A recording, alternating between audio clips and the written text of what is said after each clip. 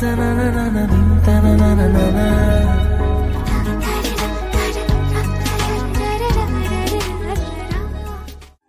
শেষ করে বের হব, তখনই দেখি মায়া নামের মেয়েটা একটা ছেলেকে বেরহেম ভাবে হকি স্টিক দিয়ে মারছে, আর সবাই তাকিয়ে তাকিয়ে সেই দৃশ্য দেখছে, কিন্তু কেউ ছেলেটাকে উদ্ধার করার জন্য এগিয়ে যাচ্ছে না। কি যুগ আসলো রে বাবা, মেয়ে ছেলেকে হকি দিয়ে পিটাচ্ছে। এই কুত্তার বাচ্চা, তুই আমার বান্ধবীকে কোন সাহসে প্রপোজ করেছিস? তুই কি জানিস না এই কলেজে মায়া নামক কোনো কাল নাগিনী বসবাস করে?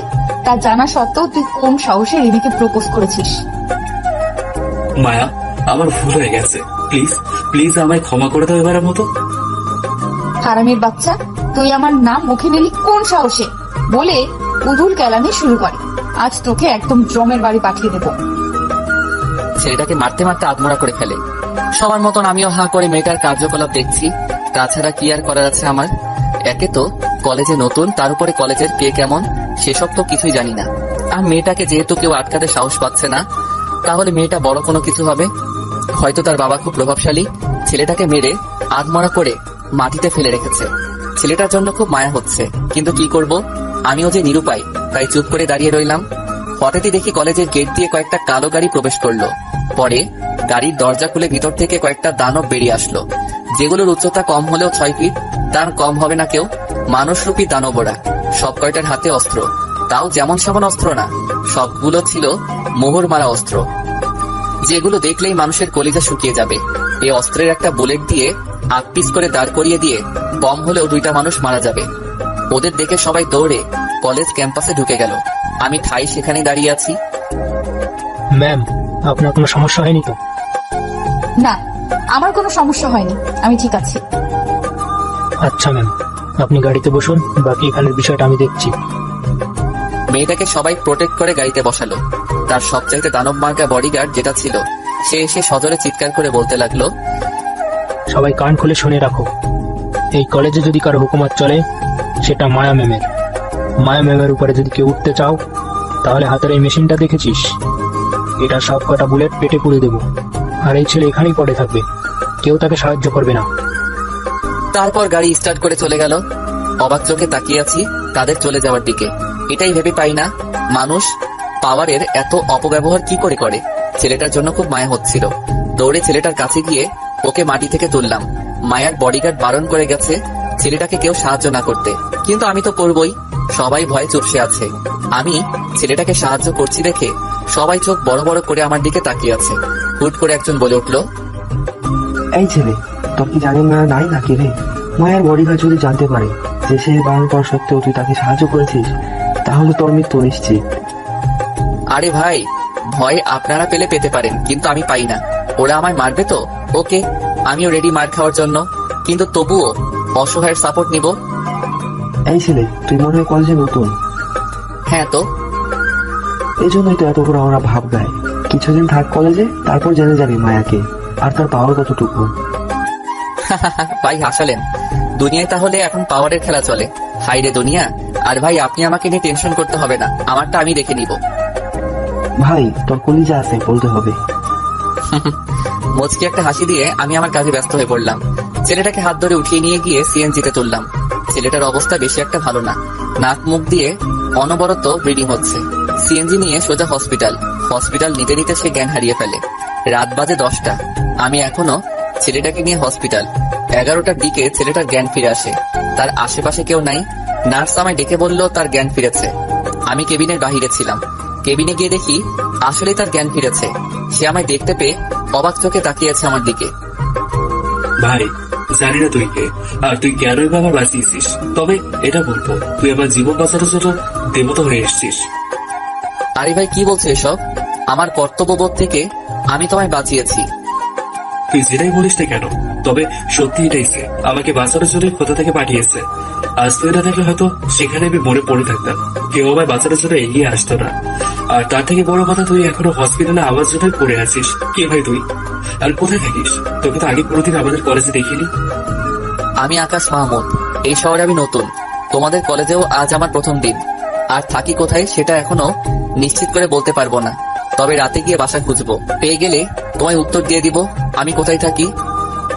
ভাই তুই শহরে নতুন, তোকে হয়তো কেউ বাসা দেবে না, তবে তোর চিন্তার কোনো কারণ নেই, আমি আছি তোর পাশে। তুই আজ থেকে আমার ঘরে থাকবি, থাকা খাওয়া নিয়ে কোনো টেনশন নেই তোর। আরে ভাই কি বলেন, আমি বাসা খুঁজে নিব, তোমার শুধু শুধু টেনশন করতে হবে না। ভাই মনে আঘাত দিস না, তুই আমার জন্য যা করেছিস বললাম তো সেটা কেউ করতো না, প্লিজ তুই না করিস না। আচ্ছা ভাই, তোমার বাসাতেই থাকবো। খুবই খুশি হলাম রে। আচ্ছা তুই কোন ইয়ারে অ্যাডমিশন নিয়েছিস? আমি অনার্স 2য় বর্ষে অ্যাডমিশন নিয়েছি। আরে কি বলিস, তাহলে তো তুই আমার ক্লাসমেট। হ্যাঁ। তাহলে তুই আমার সাথে ফর্মালিটিস কেন দেখাচ্ছিস, তুই করে বল। আচ্ছা ঠিক আছে, কিন্তু তোর নামটাই তো জানা হলো না, তোর নাম কি রে? আমার নাম প্রান্ত। তোর বাসায় কি কে আছে রে? আর আগে কোথায় থাকতি? বাসায় কেউ নেই, আর আগে কোথায় থাকতাম বলতে একটা বাসা ছিল আমার, কিন্তু সেটা সমস্যার কারণে ছেড়ে দিয়ে চলে আসছি। আচ্ছা তুই চাপ নিস না, তোর বাসায় আমি আছি, যখন যা লাগে আপন ভাই হিসেবে আমার বলবে। আর এখন ডক্টরের সাথে কথা বলে চল বাসায় চলে যাবো। আরে প্রান্ত কি বলছিস তুই? তোর শরীর ভালো না, তোর হসপিটালে থাকা উচিত, কিন্তু তুই বাড়ি যেতে চাইছিস কেন? দোস্ত, বাসায় মা আর ছোট বোনটা একারে, আজ সারাদিন হয়তো অনেক খোঁজ করেছে আমার, এখন না গেলে খুব টেনশন করবে রে। কি আর করা, প্রান্তর জন্য ডাক্তারের সাথে কথা বলতে হলো, পরে ওকে নিয়ে ওর বাসায় চলে গেলাম। বাসায় যাওয়ার সাথে সাথে তো প্রান্তর মা সে কি কান্না। আরে মা কান্না করছে কেন? দেখো আমার কিছুই হয়নি, শুধু একটু অ্যাক্সিডেন্ট করেছি। প্রান্ত ওর বাসায় মিথ্যা বলেছে, তবে কারণটা আমি জানি। সে হয়তো বাসায় টেনশন দিতে চায় না, সে তার মায়ের সাথে আমার পরিচয় করিয়ে দিল। মা আজ থেকে আকাশ আমাদের পাশে থাকবে, এই ছেলে না থাকলে আজ তোমার ছেলে হয়তো মরেই যেত। আর তাছাড়া ওরও থাকার জায়গা নেই, শহরে এসছে লেখাপড়া করার জন্য। আজ প্রথম দিন ক্লাস করে বাসা খোঁজানোর কথা ছিল, কিন্তু সে সারাটার সময় আমার সাথে না খাইয়ে হসপিটালে কাটিয়েছে।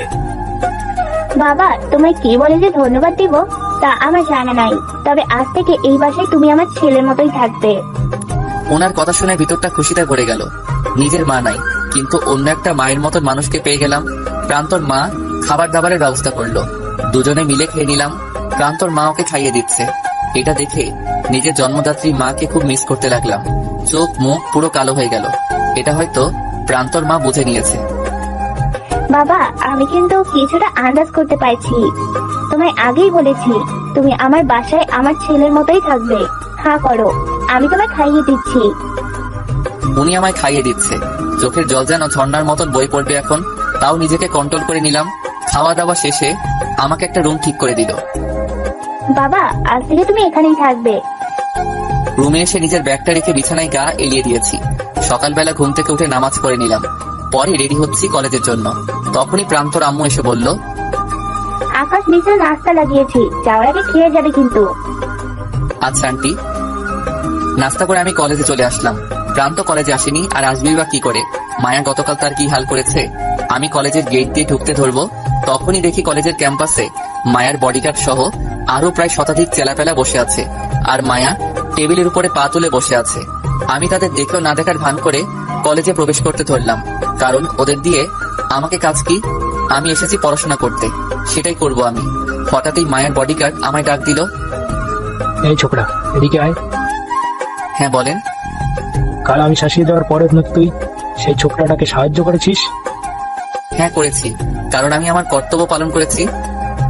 তুই কি জানিস তুই কার কথা মান্য করেছিস? এই শহরের নাম করা অনেক আলিফ সাহেবের মেয়ের কথা মান্য করেছিস তুই। এর জন্য তোর সাজা হচ্ছে মৃত্যু। কি বললি তুই? তুই আমায় মারবি? খুব হাসি পাচ্ছে আমার। তুই কিন্তু আরো একটা বেয়াদবি করলি, তোকে এমন দর্দনাক মৃত্যু দেব তোর শরীরের অস্তিত্ব সহ কেউ খুঁজে পাবে না। আরে যা তো, যা পারিস কর। মেরে ফেলবি আমায়? নে মেরে ফেল, তবে একটা কথা মাথায় রাখবি, এই আকাশ মাহমুদ মৃত্যুকে ভয় পায় না, উল্টো মৃত্যু আরো আকাশ মাহমুদকে ভয় পায়। একটা শহরে রাজত্ব করতে পেরেই এতটা দাপট তোদের, তাহলে আমার কি করা উচিত? সেই ছেলে পুরো দেশকে মুঠো করে 10 বার গিলে খেয়ে ফেলেছে।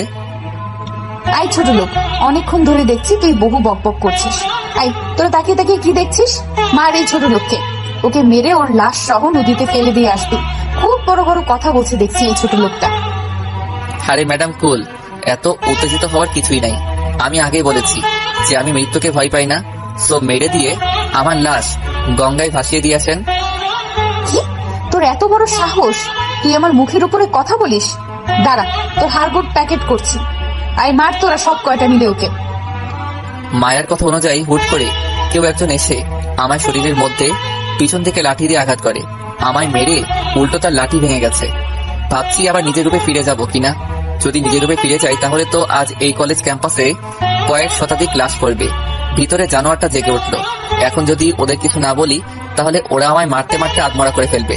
তার থেকে ভালো আমি ক্যাম্পাস থেকে শ্মশান বানিয়ে দেই। दुनिया इस बात पे चलती है, या तो मारो या तो खुद मर जाओ, लेकिन मैं तो मरने वालों में से नहीं हूँ, क्योंकि बाप हमेशा बाप ही होता है। ভিতরে শয়তানটা রক্ত খাওয়ার জন্য তৈরি হয়ে গেছে। 2 পা পিছনে গিয়ে মায়ের আসল বডিগার্ডের ঘাড় ধরে মট করে ঘুরিয়ে ফেললাম। ব্যাস, কাম তামাম। সে ঘাড় মোটকে মাটির উপরে পড়ে আছে। পুরো ক্যাম্পাস আর মায়ের লোকেরা আমার দিকে হা করে চোখ বড় বড় করে তাকিয়ে আছে। কি হলো এটা? কারোর যেন কিছুই মাথায় ঢুকছে না। কি রে ছোট লোক, তুই এটা কি করলি? তখনই হেড স্যার ঘটনাস্থলের দিকে আসে। এই, এখানে কি চলছে মায়া? কাল না তোমায় বারণ করেছি এসব গুন্ডাদের কলেজে আনবে না। তুমি তো দেখছি আমার কথা শুনবে না। একে তো ওদের নিয়ে এসেছো, দ্বিতীয়ত আবার মারামারিও করছো। স্যার অতিরিক্ত বলে ফেলছেন কিন্তু। দেখছেন না এই ছেলে আমার বডিগার্ডকে মেরে মাটিতে শুইয়ে রেখেছে। মাথা কিন্তু বিগড়ে আছে স্যার। প্লিজ আপনি চলে যান আর আমাকে আমার কাজ করতে দিন। আরে ম্যাম, কি বলছেন এসব? আমি কখন আপনার বডিগার্ডকে মারলাম? সে তো আমার হাত লেগে এমনটা হয়ে গেছে। স্যার প্লিজ আপনি আমাকে বাঁচান। আমি সত্যি ওনার বডিগার্ডকে মারিনি। অনিচ্ছা সত্ত্বেও আমার হাত ওনার ঘাড়ে লেগেছে আর উনি মাটিতে লুটিয়ে পড়েছেন। মায়া, তুমি তোমার গার্ড নিয়ে কলেজ থেকে চলে যাও আর কলেজে আমাদের শান্তিতে ক্লাস করাতে দাও। না, আমি যাব না। আমি এই ছোট লোককে মেরে এই কলেজ থেকে যাব। মায়া, ভুলে যেও না আমি তোমার প্রিন্সিপাল। আমার কথা যদি না শুনে এখন, তাহলে তোমার কলেজ থেকে বরখাস্ত করে বের করে দিব। পরে যা হবে দেখা যাবে। হয়তো আমায় মেরে ফেলবে তোমার লোকেরা, সেসব নিয়ে আমার আপত্তি নেই। কিন্তু এটা মনে রাখো, পুরো কলেজের সামনে তোমার লজ্জা পেয়ে কলেজ ছাড়তে হবে। সেটাতে কিন্তু তোমার সম্মান হানি হবে। আরে স্যার, এই ছেলে আমার সাথে বেয়াদবি করেছে, আমার লোকের গায়ে হাত তুলেছে, আর আপনি তার পক্ষই নিচ্ছেন। মায়া, আমি জানি এই ছেলে কিছুই করেনি, কারণ তোমরা সংখ্যায় অনেক আর সে একা। তার থেকে বড় কথা, তোমার ছোটখাটো বিষয়ে গায়ে লাগে বেশি, সেটা আমি জানি। সো এখন এদেরকে কলেজ থেকে চলে যেতে বলো। কলেজে কোনো মারামারি আমি চাই না। যা করার তোমরা বাহিরে গিয়ে করো, সেটা তোমাদের ব্যাপার, কিন্তু কলেজে না। স্যার কাজটা ভালো করলেন না। বাবার জন্য আপনাকে সম্মান দিতে হয় আমাকে, না হয় কিন্তু এখনই দাফন দিয়ে দিতাম আপনাকে। আই, তোরা সব কয়টা কলেজের গেটে গিয়ে অপেক্ষা কর। শুয়োরটাকে আজ কলেজের বাইরে নিয়ে গিয়ে মারবো, তারপর দেখবো ওকে কে বাঁচায়। মায়ের কথায় সবাই চলে গেল। আমিও ক্লাসে ঢুকে পড়লাম। যাক, আল্লাহ বাঁচিয়েছে। এসেছি নিজেকে মানুষ করতে, কিন্তু সেখানেও অমানুষের দেখা। শুধু দেখাই না, জালেমের মতন অত্যাচার করে তারা পুরো কলেজে। কি করব ভেবে পাচ্ছি না। এসবের মাঝে থাকলে যে নিজেকে মানুষ বানাতে পারবো না। আজ যদি স্যারের আসতে আরেকটু দেরি হতো তাহলে হয়তো শ্মশান বানিয়ে ফেলতাম কলেজ ক্যাম্পাসটাকে। আল্লাহর কাছে হাজারো শুকরিয়া আদায় করলাম। তবে কলেজ শেষ হলে হয়তো কোনো একটা ঝামেলা হবে, সেটা নিয়ে একটু টেনশন লাগছে। ধুর, এখন এসব ভেবে লাভ নেই। ক্লাসে মন দেই। দুশ্মনরা আকাশ মাহমুদকে নিয়ে ভাবে, আকাশ মাহমুদ কাউকে নিয়ে ভাবে না। ক্লাসে বসে আছি, স্যার লেকচার দিচ্ছে। চুপচাপ ওনার লেকচার শুনলাম। স্যার যেতেই হাজার জনের হাজারটা প্রশ্ন করতে লাগলো। এই ছেলে, তুমি কি সত্যি মায়ের বডিগার্ডকে মেরেছো? আমাদের না কারোরই বিশ্বাস হচ্ছে না। চোখগুলো এখনো কোনোটা লাগছে সেই সিচুয়েশনের কথা মনে পড়লে। ভাই দেখো, আমি কাউকে মারি নাই। অনিচ্ছা সত্ত্বেও এমনটা হয়ে গেছে। আর আমি কোনো বীর পুরুষ নই যে একা এতগুলো মানুষের সামনে একজনকে মেরে মাটিতে শুয়ে দিব। আমার কি জানেন মায়া দয়া নেই? হ্যাঁ, আমরা তো তাই বলি যে ছেলেটার কি জানে মরা দেওয়া নাই। তাহলে তুমি ইচ্ছা করে এমনটা করোনি? না, আমি ইচ্ছা করে এমনটা করিনি। আমার মুখ থেকে না জনক উত্তর শুনে সবাই চুপসে গেল। দূর যাক চুপসে, তাতে আমার কি? নিজের প্রচারণা করার জন্য কলেজে আসিনি, এসেছি পড়তে, আর আমি সেটাতেই ফোকাস করব। তবে সবাই বারবার আমাকে এটা কেন জিজ্ঞেস করছে তা আমি জানি, কারণ সবাই চায় মায়ের মুখের উপরে কেউ জবাব দিক। কিন্তু নিরাশ হয় সবাই আমার কথায়। আমি এটাই বুঝি না, ছোট ছোট কীট পতঙ্গগুলো শয়তানকে বশে আনতে চায়। তারা এটা জানে না, যেদিন শয়তানের মাথা হাঁটবে সেদিন শয়তান পুরো দুনিয়াকে এক পাশে রেখে সে অপর পাশ থেকে সবার বিপক্ষে একাই কানামাছি খেলবে। সেদিন রক্তের বন্যা কেউ আর ঠেকাতে পারবে না। সে যত বড়ই শয়তান হোক না কেন, গডফাদারকে বক্সে বন্দি করা এতটা সহজ না। এসব নিয়ে ভাবছিলাম, তখনই অন্য স্যার ক্লাসে আসলো। ক্লাসে মন দিলাম। ক্লাস শেষ করে বের হয়ে দেখি কলেজের গেটের সামনে হায়নাগুলো আমার জন্য অপেক্ষা করছে। আমি অন্য এক ক্লাসমেটের সাহায্য নিয়ে অন্য রাস্তা দিয়ে পালিয়ে চলে এলাম। বাসায় এসে দেখি প্রান্ত আমার জন্য গেটের সামনে অপেক্ষা করছে। সে আমাকে দেখতে পেয়ে, কিরে, আজ দেখে তুই মায়ের বডিগার্ডকে মেরে কাজ করে দিয়েছিস? আরে না বেটা, সেসব কিছুই হয়নি। বেফাস ভাবে আমার হাত লেগে এমনটা হয়ে গেছে। ও আচ্ছা আচ্ছা, দেখি তোর হাতটা একটু দেখাতো আমাকে। হাত দেখে কি করবি? আরে এমনি দেখবো, হাতটা দেখা তুই। হাতটা প্রান্তর দিকে এগিয়ে দিলাম। আরে আকাশ, তুই আমায় কি শেখাবি? তুই কি এটা জানিস আমি মানুষের হাত পড়তে পারি? কি বলছিস তুই উল্টা পাল্টা? আরে কিছু না, চল বাসায় গিয়ে ফ্রেশ হয়ে খেয়ে নে। প্রান্তর কথার আগামাতা কিছুই বুঝতে পারলাম না। কি সব পাগলের মতন কথা বলছে সে। প্রান্তর সাথে বাসায় ঢুকে গেলাম। খেয়ে দিয়ে নিজের রুমে শুয়ে আছি। হঠাৎই আগের কথাগুলো মনে পড়লো। আমি আকাশ কি ছিলাম আর এখন কি অবস্থায় আছি। তবে জানি না নিজেকে এই বেশে কতদিন ধরে রাখতে পারবো। এটা নিয়েই খালি মনের মধ্যে ভয় হয়, কখন না জানি আমার আবার আগের রূপে ফিরে যেতে হয়। এসব নিয়ে ভাবতে ভাবতে ঘুমিয়ে পড়লাম। বিকেলবেলা প্রান্তর ডাকে ঘুম ভাঙলো। আরে তুই এত সময় পড়ে পড়ে কিসের ঘুম ঘুমাচ্ছিস? হ্যাঁ, বিকেল যে হয়েছে, তোর কি সেই খবর আছে? বিকেল বলে হয়েছে, তাতে আমার কি? আরে তোর কি মানে? তুই যে এই এলাকায় এসেছিস আজ 2 দিন হলো, তুই কি এই এলাকাটা ঘুরে দেখবি না? না, দেখবো না। আমি ঘুমাবো এখন আরো। না, এখন আর ঘুমানো চলবে না। চল 2 ভাই মিলে এলাকার সীমানা থেকে একটু ঘুরে আসি। কি আর করা, প্রান্তর জন্য বিছানা ছেড়ে উঠতে হলো। পরে দুজনে মিলে এলাকা দেখতে বের হলাম। দুজনে এলাকার এদিক ওদিক চক্কর খাচ্ছি আর এলাকা ঘুরে ঘুরে দেখছি। হঠাৎ দেখে কয়েকটা ছেলে দাও ছুরি হাতে নিয়ে এদিকে এগিয়ে আসছে। এটা দেখেই প্রান্ত দৌড়ে লুকিয়ে গেল। আমি তো সেখানে বেকুবের মতন দাঁড়িয়ে আছি। এছাড়া কি বা করবো আমি? ছেলেগুলো একদম আমার সামনে চলে আসলো। এসে সোজাসুজি আমার কলার চেপে ধরেছে। এই, তোর সাথে যে প্রান্ত ছিল সে কই? তা তো আমি জানি না। দুজন মিলে হাঁটছিলাম, কিন্তু হঠাৎ সে উধাও হয়ে গেল। সত্যি সত্যি বল, সে কই? ওর সাথে পুরনো ঝামেলা আছে আমাদের কিছু। ভালোই ভালোই বলছি, ও কই সেটা বলে দে, না হয় তোর অবস্থা কিন্তু খারাপ হয়ে যাবে।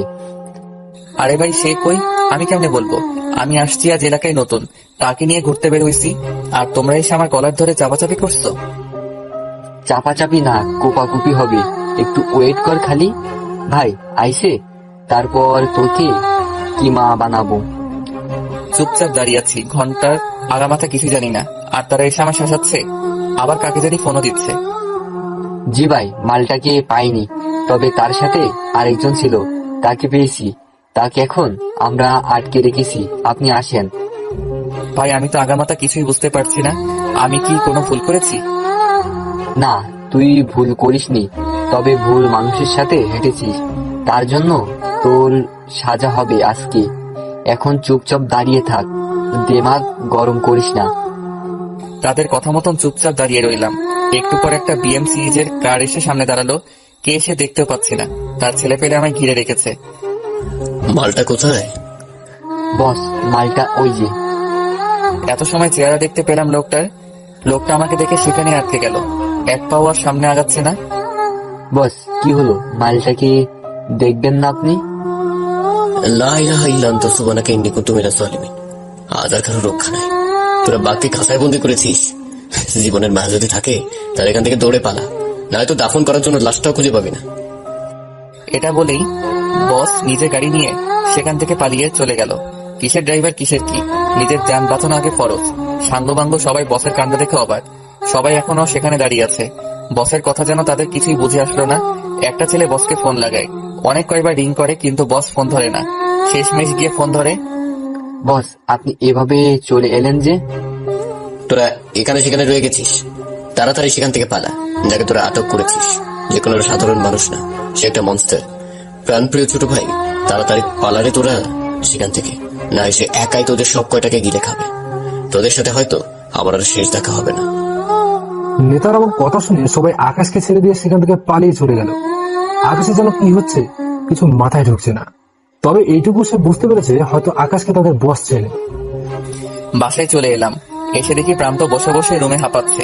কিরে, তুই আমায় ছেড়ে চলে এলি কেন? আর তোদের সাথে ওর কিসের ভেজাল? আগে তুই এটা বল, তোকে ওরা আস্ত ছেড়ে দিয়েছে কি করে? আমি তো তোর জন্য টেনশন করতে করতে মরেই যাচ্ছি। সে তো আমি নিজে জানি না। তাদের নেতা আসলো, পরে আমায় দেখে সে গাড়ি স্টার্ট করে চলে গেছে। যাক, পরিচয় একটু ঠান্ডা হলো। আরে এখন তো বল, কি ঝামেলা তাদের সাথে তোর? ভাই বলিস না রে, আগে খুব মারামারি করতাম আমি। একবার আমাদের ফ্রেন্ডদের মধ্যে একটা মারামারি হয়। তার ছোট ভাইও আমাদের ফ্রেন্ড, সে আমাদের সাথে ঘুটি করেছিল। পরে আমরা মিলে তাকে খেলাই। এরপর থেকে পিন্টু ওর বড় ভাই, সে আমাদের পিছু লাগে। ওর বড় ভাইয়ের মোটামুটি পাওয়ার আছে। ভাই তোরা পারিসও বটে, আর তুই টেনশন নিস না। আজকের পর হয়তো তারা আর তোকে কিছু করবে না। মানে বুঝলাম না, তারা আমায় আজকের পর আর কিছু করবে না? তুই সেটা জানলি কি করে? আরে এমনি বললাম, হয়তো আর কিছু করবে না। এখন চল, আন্টি নাস্তা লাগিয়েছে টেবিলে, খেতে যাব। তারপর দুজনে মিলে খেয়ে নিলাম। সেদিনটা সারাদিন প্রান্ত আর আমি রুমে কাটিয়ে দিলাম। পরের দিন সকালে উঠে কলেজে যাব। রেডি হয়ে কলেজের উদ্দেশ্যে রওনা দিলাম। প্রান্ত এখনো পুরোপুরি সুস্থ না, তাছাড়া মায়া তাকে কিছু একটা করে দেওয়ার ভয় আছে। শুধু প্রান্তকে না, মায়া আজ আমাকেও ছাড়বে না। আমি সেই রকমের প্রস্তুতি নিয়ে গেলাম। রিক্সা করে কলেজে যাচ্ছি। হঠাৎই দেখি মায়া মাঝ রাস্তায় লোকজন জড়ো করে আমার জন্য বসে আছে। আমি তাদের সামনে যেতেই তারা আমায় রিক্সা থেকে টেনে নামিয়ে ফেললো আর মারতে আরম্ভ করলো। মায়া আমার কাছে এসে কয়েকটা থাপ্পড় লাগিয়ে দিল গালে। এই, আমি চললাম। বেটাকে কোনো মতেই তোরা ছাড়বি না, আগ মরা করে ফেলবি একদম। এটা বলে মায়া চলে যায় সেখান থেকে। ভিতরে ভিতরে খুব ভয় হচ্ছে। আল্লাহ না জানি আজ ওদের কি হয়। নিজেকে নিয়ে ভয় নাই, কিন্তু যারা আমায় মারতে এসেছে তাদের নিয়ে ভয় হচ্ছে। আমি যদি একবার আমার রূপ নিয়ে নেই, তাহলে কারোর বাপের সাধ্য নাই আমাকে আটকানোর। মনে মনে খোদার কাছে দোয়া করতে লাগলাম, আল্লাহ তুমি আমার হাত থেকে ওদেরকে রক্ষা করো। তখনই কোথা থেকে জানি কয়েক শতাধিক ছেলে পেলে চলে আসে গাড়ি করে। তাদের সবার মুখে কাপড় বাঁধা, কারো চেহারে দেখা যাচ্ছে না। এসেই মায়ের লোকদেরকে ইচ্ছে মতন মারতে শুরু করে। মারতে মারতে রক্তের নহর বানিয়ে ফেলেছে সেখানে। আর আমি তাদের কাণ্ড দেখে থ হয়ে তাকিয়ে আছি তাদের দিকে। কে এরা? মায়ের লোকজন মারকে সবাই মাটির সাথে গড়াগড়ি করছে। কে এরা আর কেনই বা এমন করে মারছে মায়ের লোকেদের? আবার আমায় চারপাশ থেকে প্রোটেক্ট করে রেখেছে। হাজারটা প্রশ্ন মাথার মধ্যে ঘুরপাক খাচ্ছে। তখনই দেখি গতকালে সেই পিন্টু গাড়ি থেকে নামছে, যারা প্রান্তকে মারতে এসেছিল। ও এতক্ষণে বুঝতে পারলাম এরা কার ছেলে পেলে। তবে ও হঠাৎ এখানে কেন? তখনই পিন্টু এসে আমায় চমকে দিল। ভাই, আপনি আমায় মাফ করে দেন। গতকালের জন্য আমি আপনার পা ধরে ক্ষমা চাইছি ভাই। প্লিজ আপনি আমায় মাফ করে দেন, আর কোনোদিন অমন ধারা ভুল হবে না ভাই। আমি আপনার সামনে ছোটখাটো একটা মশা মাছি, আর কাল আমার ছেলে পেলেরা যা করেছে সেটার জন্য আমি লজ্জিত ভাই। ভাই আমি জানি আপনি সাধারণ কি অসাধারণ, সবাই আপনারা চিনতে ভুল করলেও আমি আপনাকে চিনতে ভুল করিনি। আপনি যদি চান তাহলে আমার মতন কয়েক হাজার সাঙ্গুপাঙ্গু তৈরি করতে পারবেন। আপনাকে চিনতে আমি ভুল করিনি ভাই। কোন এক রাতে আমি পালিয়ে এসেছিলাম প্রাণ হাতে নিয়ে। সেই রাতে কিছু সংখ্যক ছেলে নিয়ে কয়েক শতাধিক ছেলে পেলেকে চিরতরে নিদ্রায় পাঠিয়ে দিয়েছিলাম। আপনি সেই ভয়ঙ্কর মনস্টার। সেদিন রক্ত স্রোতে আপনার চেহারা ভালো করে দেখতে পারিনি, তবে আপনার আগুনের মতন জলজল করা চোখগুলো আমি দেখেছিলাম। চুপচাপ সবকিছু ভুলে যা। আর আমি কে সেটা যখন জেনেই গেছিস, তাহলে মুখে তালা লাগিয়ে ফেল। আর তোরা মায়ের লোককে মারলি কেন? মায়ের বাবাকে সেটা কি তোরা জানিস না? ওর বাবার কানে যদি এসব খবর যায়, তাহলে তুই পিন্টুকে তো জীবিত কবর দিয়ে দিবে। ভাই আপনি কি, সেটা আমার মুখ থেকে কেউ জানতে পারবে না। তার মায়ের বাবা যত বড় নেতা হোক না কেন, আপনি তার বাপেরও বাপ। আপনার গায়ে হাত দিবে এমন বুকের পাতা কারণ নাই এই শহরে। এই শহরে কেন, পুরো দেশে একটা মানুষ পাওয়া যাবে না। আর হ্যাঁ, আমি জানি মায়ের বাবা অনেক পাওয়ারফুল মানুষ, তবে আপনি থাকতে মায়ের বাবা আমাদের একটা লোমও বাঁকা করতে পারবে না। আর তাছাড়া আমরা তো মুখ ঢেকে এসেছি, কেউ আমাদের চিনতেও পারবে না। হয়েছে, এবার থাক তোরা, আমি কলেজে যাব। তারপর তাদের বিদায় করে কলেজে চলে এলাম। কলেজে আসার পর মায়া আমায় দেখে তো চোখ বড় বড় করে তাকিয়ে আছে। কিরে, তুই এখনো স্বাভাবিক কি করে? তোকে ওরা মারেনি? আমায় মারবে কি? বিপরীত পক্ষ এসে তোমার লোকদেরকে মেরে গেছে। এই, কি বললি তুই? আমায় তুমি বলার সাহস কে দিয়েছে তোকে? কেউ দেয় নাই। তাহলে বললি কেন? ইচ্ছে হয়েছে তাই বলেছি। দাঁড়া, তোর ইচ্ছে বের করছি। এটা বলে ঠাস করে আকাশের গালে থাপ্পড় বসিয়ে দেয়। থাপ্পড়কে লজ্জায় পড়ে গেলাম, তবে ভাগ্যিস তেমন কেউ দেখেনি। ইচ্ছে করছে মায়াকে থাপ্পড় মেরে এখানে ফেলে রাখি, শুধু মেয়ে বলে বেঁচে গেল। কিরে, এখন কেমন লাগছে? আর কোনো দিন আমায় আপনি ছাড়া তুমি বলার চেষ্টা করবি তো সোজা জুতা মেরে দিব গালে। কোথা থেকে যে আসে ছোট লোকের দল। এই যে গায়ে হাত দিচ্ছেন, কিছু বলি নাই। বংশ নিয়ে ভুলেও কথা বলবেন না, তাহলে কিন্তু ইজ্জত রাখবো না। কি করবি তুই আমার? হ্যাঁ, ইজ্জতের 12টা বাজিয়ে দিব। দেখি তোর কত বড় সাহস, তুই আমার ইজ্জতের 12টা বাজা। কোনো কিছু ভাবা ছাড়াই মায়াকে জোর করে নিজের কাছে নিয়ে আসলাম। পরে মায়ার ঠোঁট জোড়ায় চুমু বসিয়ে দিলাম। একদম পাক্কা 5 মিনিট চুমু খেয়েছি। সে অনেক জোরাজোরি করেছে ছাড় পাওয়ার জন্য, কিন্তু ছাড়েটা কে ওকে। 5 মিনিট পর মায়াকে ছেড়ে দিলাম। খুব হাঁপাচ্ছে সে, চোখে মুখে পানি চলে এসেছে তার। কুত্তার বাচ্চা, তোর কত বড় কলিজা যে তুই আমায় কিস করিস। তোর তো আজ আমি 12টা বাজিয়ে দিব। তোর মরার সময় হয়ে এসেছে। তুই খালি একটু অপেক্ষা কর, আমি পাপাকে ফোন দিচ্ছি। ওকে দাও দাও, যাকে ফোন দেওয়ার দাও, আমি ভয় পাই না। সে মোবাইল ফোন নিয়ে ওর পাপাকে ফোন দিতে যাবে, তখনই ওর ফোনে একটা ফোন আসে। ম্যাম, হুট করে কোথা থেকে জানি কয়েক শতাধিক ছেলে পেলে চলে আসে।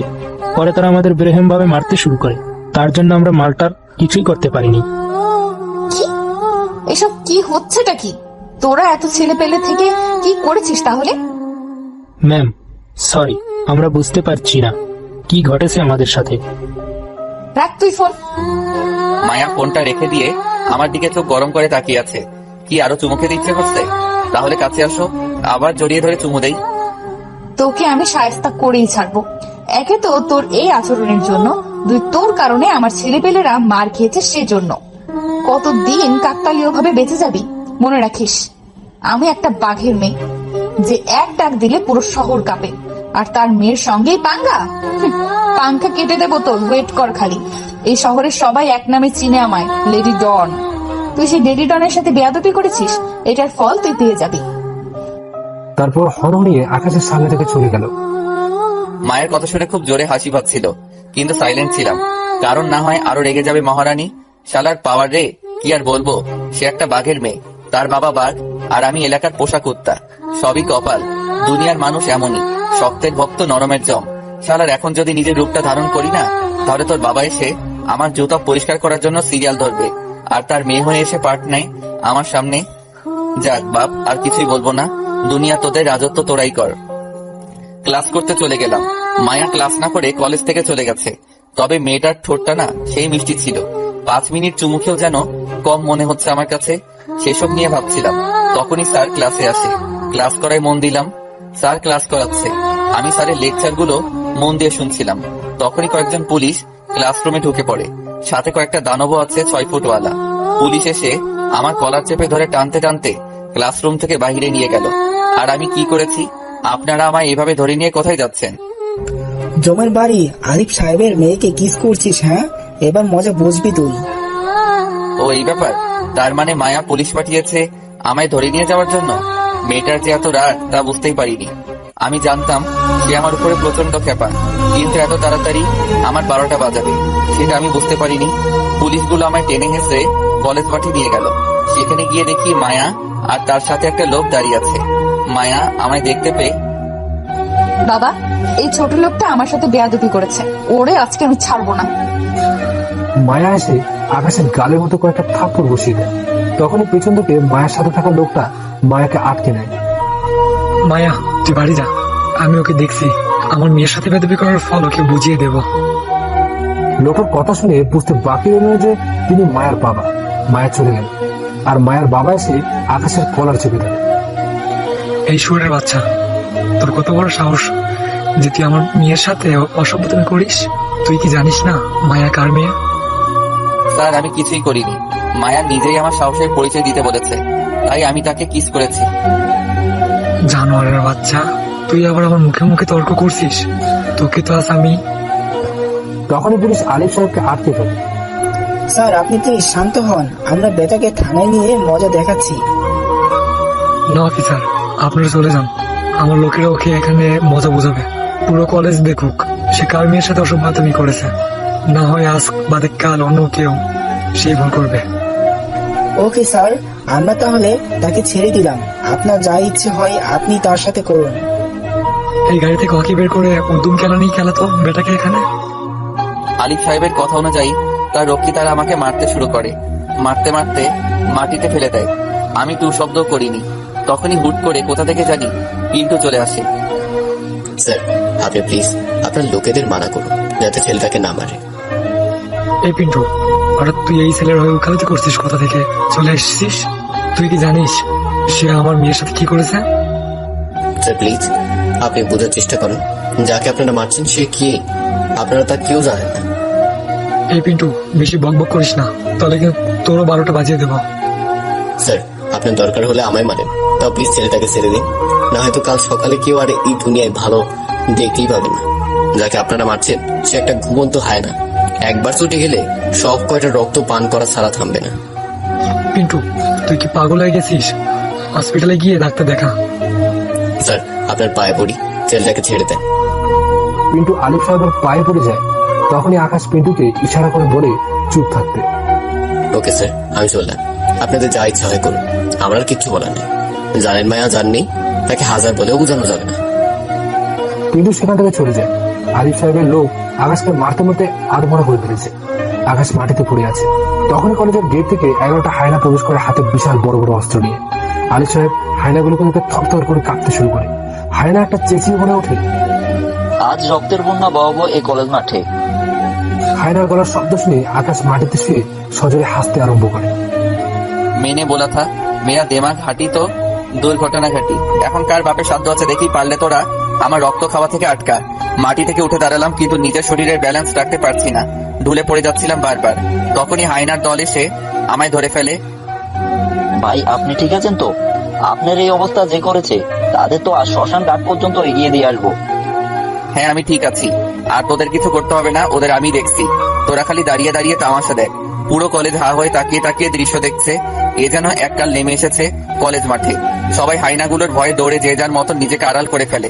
হায়না একটার হাত থেকে মেশিন একটা হাতে উঠিয়ে নিলাম। আমায় মারিস? তোদের কত বড় সাহস! আজ মেশিনের গার্ড দিয়ে মেরে আলিফ সাহেবের মস্তিষ্ক কয়েক ভাগে বিভক্ত করে ফেলবো। মেশিন দিয়ে আলিফ সাহেবের দিকে ঢুলতে ঢুলতে এগিয়ে গেলাম। আলিফ সাহেবের ঘুমন্ত বাক্যে জাগাতে হয় না, না হয় নিজের এই প্রাণ হারানোর ভয় থাকে। কিন্তু আপনি সেটাই করলেন। এখন আমার হাত থেকে আপনাকে কে বাঁচাবে? এই ছেলে, তুই কাকে কি খুব বলছিস? তুই জানিস না আমি কে, আমার কত পাওয়ার? আমি চাইলে তোকে এখানে মেরে পুঁতে ফেলতে পারি। আলিফ সাহেব, আপনার কথা শুনে প্রচুর হাসি পাচ্ছে। আপনি যা বললেন তা কখনোই পারবেন না, কারণ এই যে দেখছেন হায়নাগুলো এক একটা রক্তচোষা হায়না। একটা হায়না যদি আপনার বিপক্ষে দাঁড়িয়ে যায়, তাহলে 3 অক্ষরের আলিফ নামের মতন আপনাকেও মেরে 3টা খণ্ডে বিভক্ত করে ফেলবে। এই তোরা তাকিয়ে তাকিয়ে কি দেখছিস? ছোকরাটারে সব কয়টারে মেরে কোমায় পাঠিয়ে দে। বদমাইশটা অনেক কথা বলেছে, আমিও দেখতে চাই ওর কত বড় স্পর্ধা। সে আমায় হুমকি দেয়। মায়ের খেয়েও মেজাজটা শান্ত করে রেখেছিলাম, কিন্তু এবার মনে হচ্ছে সব কয়টায় 12টা বাজাতেই হবে। মেশিনের ডাকটা উল্টো ঘুরিয়ে আলিফ সাহেবের মাথায় বাড়ি দিতে ধরলাম। তখনই ধপাস করে উল্টো আমি মাটিতে পড়ে গেলাম।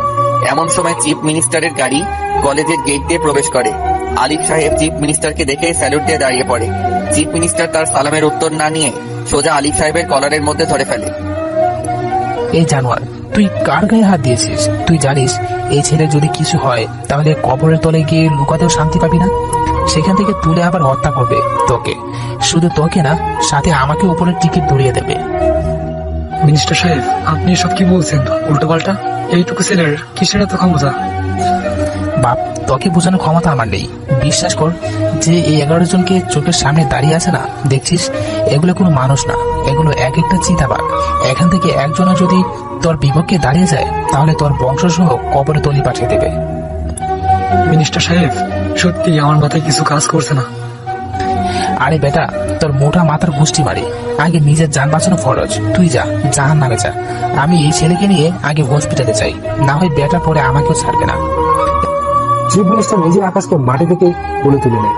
পরে আকাশকে নিয়ে সোজা হাসপাতালে চলে যায়। হায়নাগুলো গাড়ি নিয়ে মিনিস্টারের সাথে সাথে হসপিটালে যায়। আলিফ সাহেব তখনও সেখানে ঠায় দাঁড়িয়ে আছে। পিন্টু গেটের বাইরে থেকে দাঁড়িয়ে দাঁড়িয়ে সব তামাশা দেখছিল। সে আলিফ সাহেবের মুখে হতাশা দিকে ভেতরে আসে। স্যার, আপনি বলেছিলাম এই ছেলে কোনো যেমন তেমন ছেলে না। এই ছেলেকে মারা এত সহজ না। আর যদি কেউ ভুলে মেরেও দেয়, তাহলে তাকে যে কবরস্থানে দাফন করবে সেই কবরস্থানের সব মুর্দারা কবর থেকে উঠে পালাবে। এই ছেলে এমন এক খাতারনাক ভাইরাস। স্যার, এখন আমি চললাম। আর যাওয়ার আগে একটা কথা বলেছে, কয়েকজন হুজুরকে মোটা অঙ্কের টাকা দিয়ে আগ থেকে খবর দিয়ে রাখেন, যেন তারা আপনার জানাজা করে। না হয় এমন বেরকম ভাবে আপনাকে মারবে যে হুজুররা আপনার লাশ দেখার পর কেউ জানাজা পড়ানো তো দূরের কথা, আপনার লাশের কাছে মশামাছি পর্যন্ত ভয় পেয়ে যাবে না। এই পিন্টু, তুই কি আমাকে হুমকি দিচ্ছিস? না স্যার, আপনার সতর্ক করছি, কারণ এই চিতাবাঘটাকে আহার করতে আমি নিজ চোখে দেখেছি। এবার চললাম স্যার। পিন্টু সেখান থেকে চলে আসে। আলিফ সাহেবের মাথায় এখনো ঢুকছে না যে কে এই ছেলে আর কিসের এত পাওয়ার এই ছেলে যে মিনিস্টার পর্যন্ত মরণের ভয় ছুটে এসেছে। দেখ, মাথাটা যেন জ্যাম হয়ে গেছে, বাড়িতে যাওয়ার দরকার, না হয় মাথা আরো জ্যাম হয়ে যাবে। পরে তিনি বাসায় চলে যায়। অন্যদিকে আকাশকে হসপিটালে অ্যাডমিট করানো হয়। প্রান্ত বাসার মানুষ খবর পেয়ে তাড়াতাড়ি দৌড়ে হসপিটালে আসে। এসে দেখে চিফ মিনিস্টার আকাশের পাশে বসে আছে। প্রান্তর পরিবার চিফ মিনিস্টারকে দেখে থতমত খেয়ে যায়। প্রান্ত ডাক্তারকে জিজ্ঞেস করে, আকাশ এখন কেমন আছে? আপনার ওর ট্রিটমেন্ট করছেন তো ভালো করে? ইনশাআল্লাহ মোটামুটি ভালো। তোমাদের চিন্তার কোনো কারণ নেই। চিফ মিনিস্টার নিজে তদারকি করে নিয়ে এসেছে সেখানে ভালো করে ট্রিটমেন্ট হবে না মানে? যাক, তাহলে আকাশ ঠিক আছে। হ্যাঁ ঠিক আছে, তবে 2-1 দিন হসপিটালে রেখে পরে তোমরা বাসায় নিয়ে যেও। আচ্ছা ডক্টর। প্রান্ত আকাশের কেবিনে ঢোকে। তখনই চিফ মিনিস্টার তাদেরকে বলে, এই ছেলে তোমাদের বাড়িতে উঠছে মনে হয়। হ্যাঁ স্যার, সে আমাদের বাসাতে থাকে। আচ্ছা ঠিক আছে, তবে তোমার কিন্তু ওর ভালোভাবে খেয়াল রাখো, ওর জন্য কোনো কিছুর কমতি না হয়। টাকা পয়সা দরকার হলে আমাকে ফোন দেবে। এই যে ধরো আমার কার্ড, যে কোনো দরকার পড়লেই আমাকে স্মরণ করিও। আচ্ছা স্যার, তবে একটা জিনিস মাথায় কাজ করছে না, কে আকাশ আর চিফ মিনিস্টার কেন ওকে নিয়ে হসপিটালে আসলো? মাথা তো কিছুই খেলছে না। না, আকাশ সুস্থ হোক, তার থেকে এসব উত্তর জানবো। কথাটা মনে মনে বলল প্রান্ত। রাতের দিকে আকাশের জ্ঞান ফিরে আসে। আকাশকে আরো 2 দিন হসপিটালে রেখে বাড়িতে নিয়ে যাওয়া হয়। এই 2 দিন হায়নাগুলো পুরো হসপিটালে পাহারা দিয়েছে, কেউ যেন আকাশের ক্ষতি করতে না পারে। বাড়িতে নিয়ে আসার পর আকাশ রাতের বেলায় বিছানায় শুয়ে আছে। তখন প্রান্ত আকাশের রুমে আসে। আকাশ, তোকে একটা কথা জিজ্ঞেস করার ছিল। হ্যাঁ বল। তুই কে? সত্যি করে বল, কি তোর পরিচয়? আর তোকে আরিফ সাহেব মেরেছে, সেখান থেকে চিফ মিনিস্টার কেন তোকে উদ্ধার করলো? আরে আমি কে মানি? আমি কি সব আবল তাবল বকছিস? হ্যাঁ, সত্যিটা জানতে চাই আকাশ। আমি আকাশ মাহমুদ। আর চিফ মিনিস্টার কেন আমায় উদ্ধার করেছে তা আমি জানি না। আমি সাধারণ একটা মানুষ। ভাই, তুই আমি ধাঁধা পড়াবি? আমি জানি তোর এই পরিচয়টা নকল। তোর লোকানো একটা পরিচয় আছে, না হয় এত বড় কর্মকর্তা তোকে বাঁচতে আসতো না। আমি গলায় জোর দিয়ে বলতে পারবো তুই আকাশ মাহমুদ না। তুই যখন মোটামুটি শিওর হয়ে গিয়েছিস আমি আকাশ মাহমুদ না, আমার আরো একটা পরিচয় আছে, তাহলে এত বকবক করছিস কেন?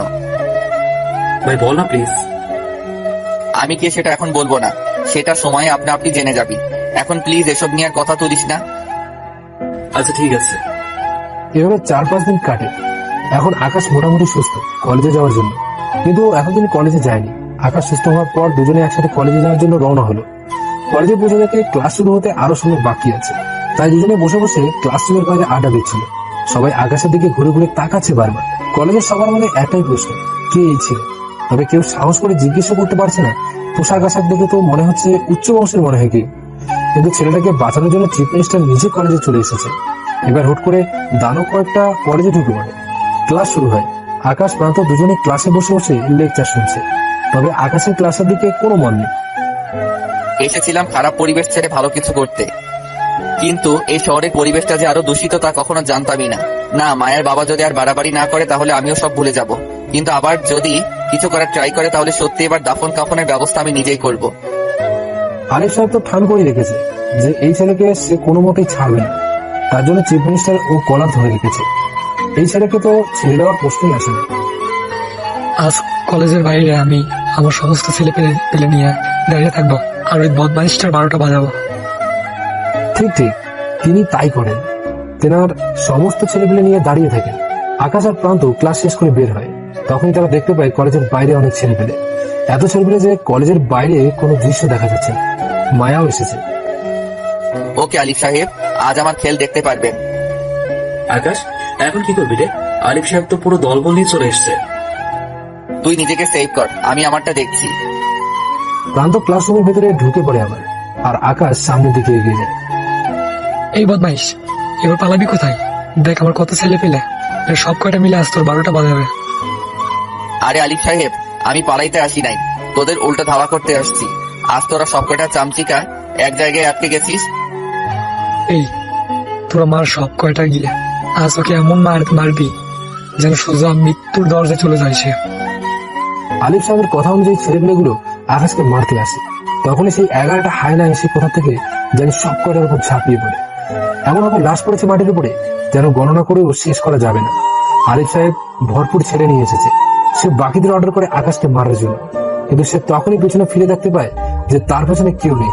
সব কয়টা মাটির উপর রক্তাক্ত অবস্থায় পড়ে আছে, আর বিশাল একটা হায়নার দল আরিফ সাহেবের দিকে আক্রমণাত্মক দৃষ্টিতে তাকিয়ে আছে। এরা দেখে তার পায়ের নিচ থেকে যেন মাটি সরে গেল। এই যে মিস্টার আলী, মারবি না আমায়?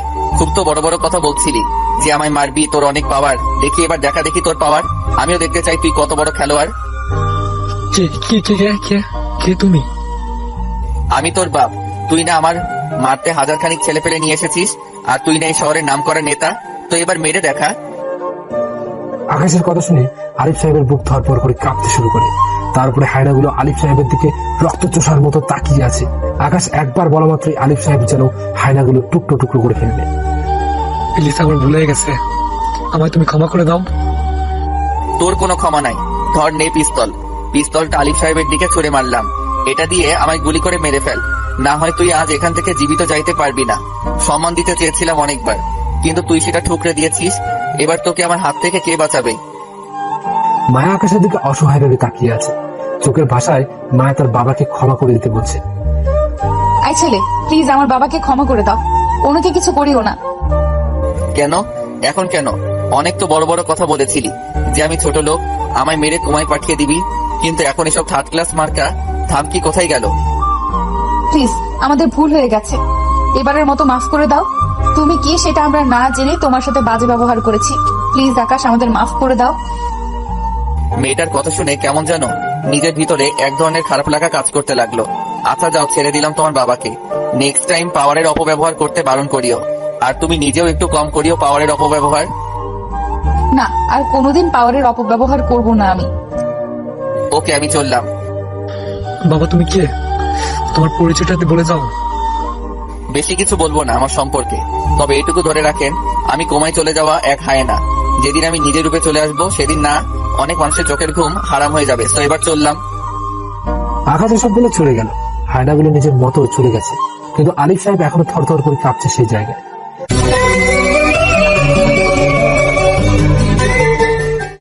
বাবা, তুমি টেনশন করো না, আজকের অপমানের প্রতিশোধ আমি নিবই, সে যে হবে হোক।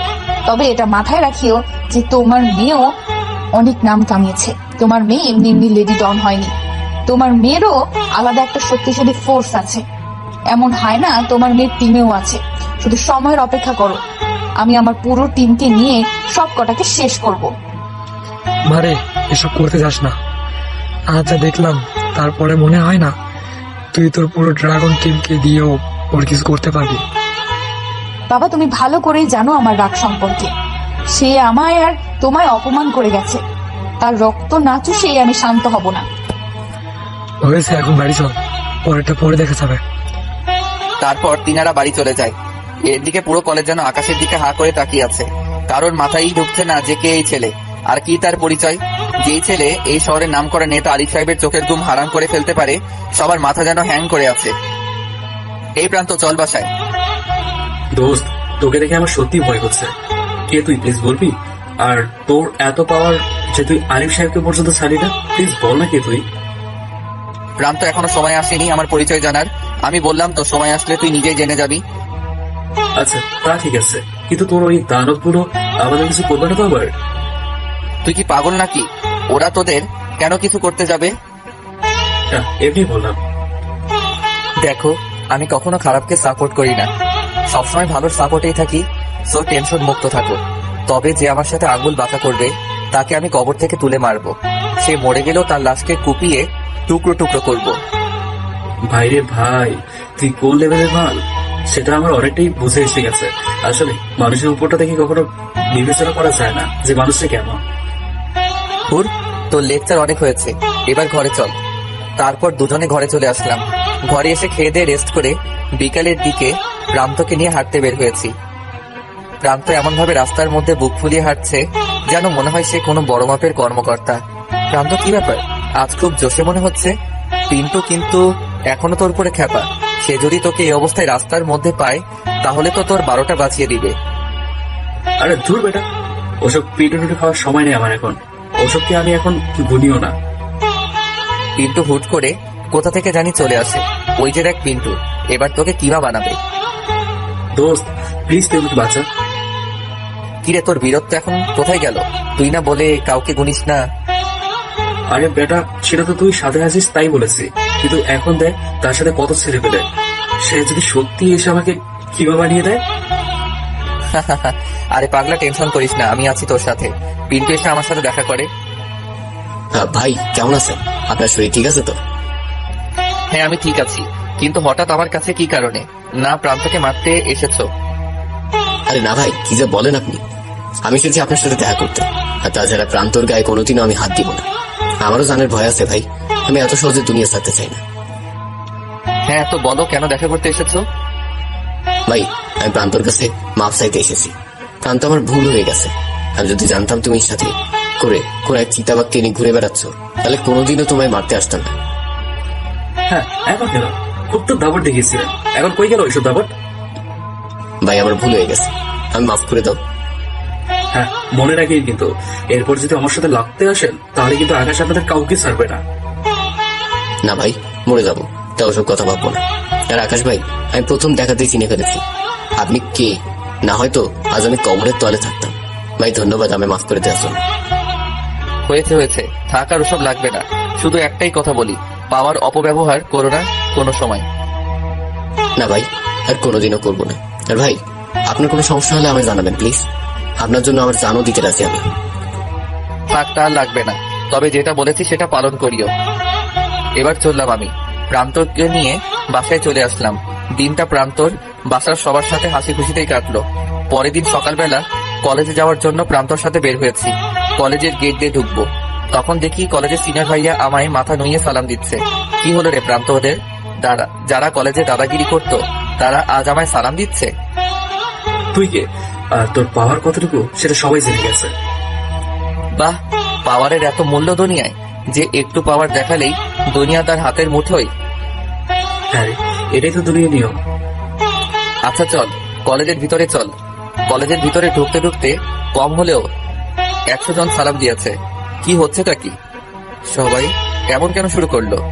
আমি তো সম্মান চাইনি, আমি নর্মাল ভাবে থাকতে চেয়েছিলাম, কিন্তু সবাই যা শুরু করেছে কি আর বলবো। আকাশ তো এখনো জানে না যে শুধু সম্মান না, এই কলেজে সবার মুখে মুখে তার নাম ছড়িয়ে আছে। সবাই এটা মানতে শুরু করে দিয়েছে যে এই কলেজে কোনো একটা চিতাবাঘ হস্তক্ষেপ করেছে, কোনো এক ভয়ঙ্কর বাঘ এই কলেজে সবার সাথে চলাফেরা করছে। আকাশ ক্লাসরুমে ঢুকতেই সবাই আকাশ মাহমুদ বলে চেঁচিয়ে উঠল। আরে বাপরে, কি হলোটা কি? সবাই আমাকে অবাক করিয়ে দিয়ে এসে আমায় জড়িয়ে ধরলো। সবাই আমার সাথে বন্ধুত্ব করার জন্য উঠে পড়ে লেগেছে। পুরো কলেজ যেন আকাশ মাহমুদ নামে রোল পড়ে গেছে। মেয়ে নাই ছেলে নাই, আমাকে চিনে না। এই কলেজে এমন একটা মানুষও বাকি নাই। সবার কাছে যেন আমার নাম পৌঁছে গেছে। আমিও সবার সাথে মিশে গেলাম। একটু পর স্যার এসে ক্লাস করাতে শুরু করলো। আমি বসে বসে স্যারের লেকচার শুনছি। তখনই মায়া ক্লাসে আসে। সে স্যারের অনুমতি না নিয়ে ক্লাসে ঢুকে পড়ে। সবাই তো অবাক, তবে আমি কোনো অবাক হইনি, কারণ বড় লোকের দুলালিরা একটু পাওয়ার দেখাবে, এটাই স্বাভাবিক। তবে সে তার পরবর্তী কাজে আমায়ও অবাক করিয়ে দেওয়া থেকে বাকি রাখলো না। সে ক্লাসরুমে ঢুকে যা করলো তাতে তো আমার না, শুধু পুরো ক্লাসের সবারই হুঁশ উড়ে গেল। সে এসে সোজা আমার পাশে রিমা নামের এক মেয়ে বসাচ্ছিল, তার ব্যাগ উঠিয়ে ফিক্কা মারে। এই রিমা, শর্ট তুই, আমি আকাশের পাশে বসবো। আরে মায়া, আজিব তো, কি সমস্যা তোর? হ্যাঁ, তুই আমার ব্যাগে এভাবে ফিক্কা কেন মারলি? মেরেছি, বেশ করেছি। বেশি করলে তোকেও ফিক্কা মারবো। ভালো চাস তো জায়গা ছাড়, আমি ওর পাশে বসবো। মায়ার কাণ্ড দেখে তো পুরাই অবাক। আল্লাহ, কি করছে কি মেয়েটা? হঠাৎ তার মাথায় কোন ধরনের ভূত চেপে বসলো? না, আমি উঠবো না। আকাশ আমাদের খুব ভালো বন্ধু, তার সাথে আমি বসবো। আর তাছাড়া তুই তো বড় লোক বাপের দুলানি, তুই আজ ওর পাশে বসার জন্য লাফালাফি কেন করছিস? রিমা, বাড়াবাড়ি করিস না, আমি ওর পাশে বসবো তো বসবো। না, আমি সরবো না। তোর যা করার কর। আর শোন, একটা কথা মাথায় রাখিস, তোর বাবার এখন আর আমরা গায়ে মাখি না। তোর বাবার কতটুকু ক্ষমতা তা আমরা দেখে নিয়েছি। এতদিন মুখ বুঝে সহ্য করেছি তোকে, তোর অসৎ আচরণকে, কিন্তু এখন তোর মুখের উপর জবাব দেওয়ার মতন কাউকে পেয়ে গেছি আমরা। সো একদম গলাবাজি করবি না। স্যার, আপনি রিমাকে আকাশের পাশ থেকে উঠতে বলেন, আমার কিন্তু চরম রাগ হচ্ছে। সেটা আমি জানি না মায়া, তোমার কিছু বলার হলে তুমি আকাশকে বলো। কারণ সে এখন এই কলেজের মাথা। মায়া স্যারের কথা অনুযায়ী আকাশকে বলে, আকাশ ওকে তোমার পাশ থেকে উঠতে বলো, আমি তোমার পাশে বসবো। সরি, সেটা হচ্ছে না। রিমা আমার পাশেই বসবে। আকাশের মুখে না শুনে মায়ের চোখ মুখ যেন একদম কালো হয়ে গেছে। সে অসহায় দৃষ্টিতে আকাশের দিকে তাকিয়ে আছে। মায়ার চোখ মুখ দেখে মনে হচ্ছে যেন সে এখনই কান্না করে দিবে। তাই রিমাকে উঠে অন্য জায়গায় বসতে বললাম। রিমা আমার কথা মতো উঠে অন্য জায়গায় বসলো, আর মায়া এসে আমার পাশে বসে। আমার পাশে বসতে পেরে যেন তার চোখে মুখে আনন্দের ছাপ দেখতে পেলাম আমি।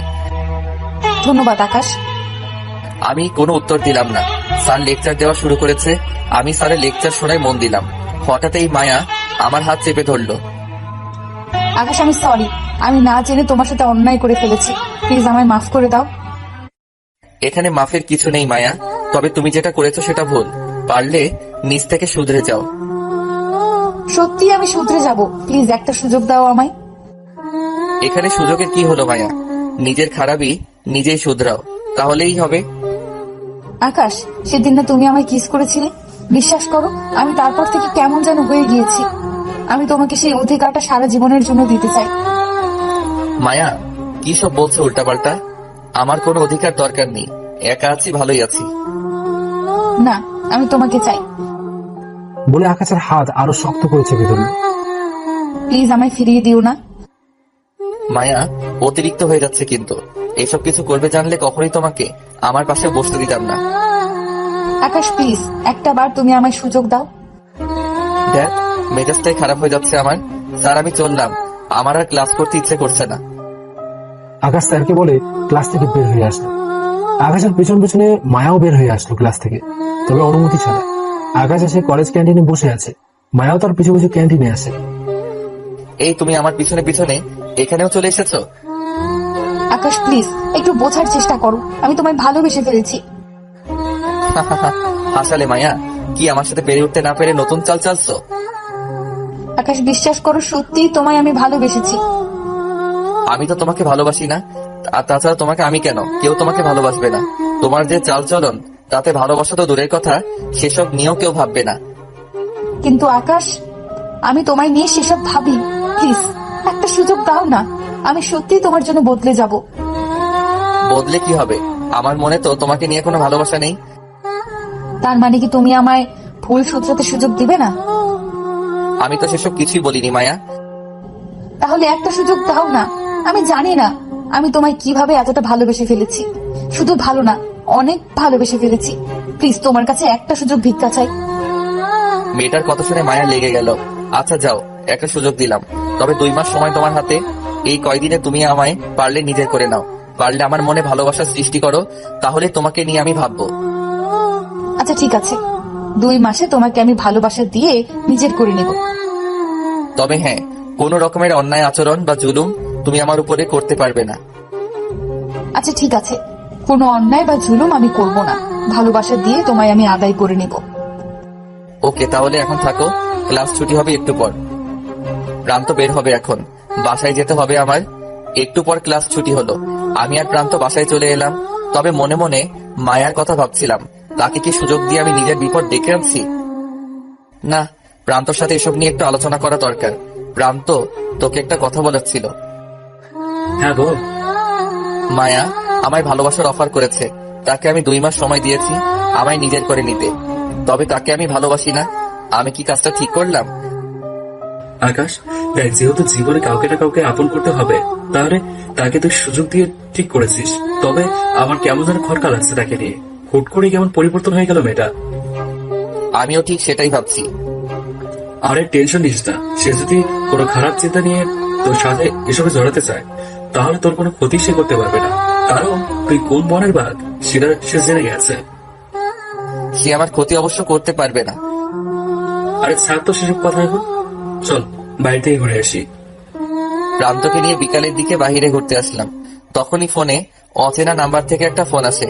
ফোনটা রিসিভ করতেই, ভাই, জাদুকর আপনার সাথে দেখা করার জন্য বাংলাদেশে আসতে যাচ্ছে। তার টিমের ছেলেকে নাকি কারাচানি মেরে রাস্তায় ফেলে রেখেছে। গলার আওয়াজ শুনে বুঝতে বাকি রইল না যে এটা কে। জাফর, তুই আমার নাম্বার কোথায় পেয়েছিস?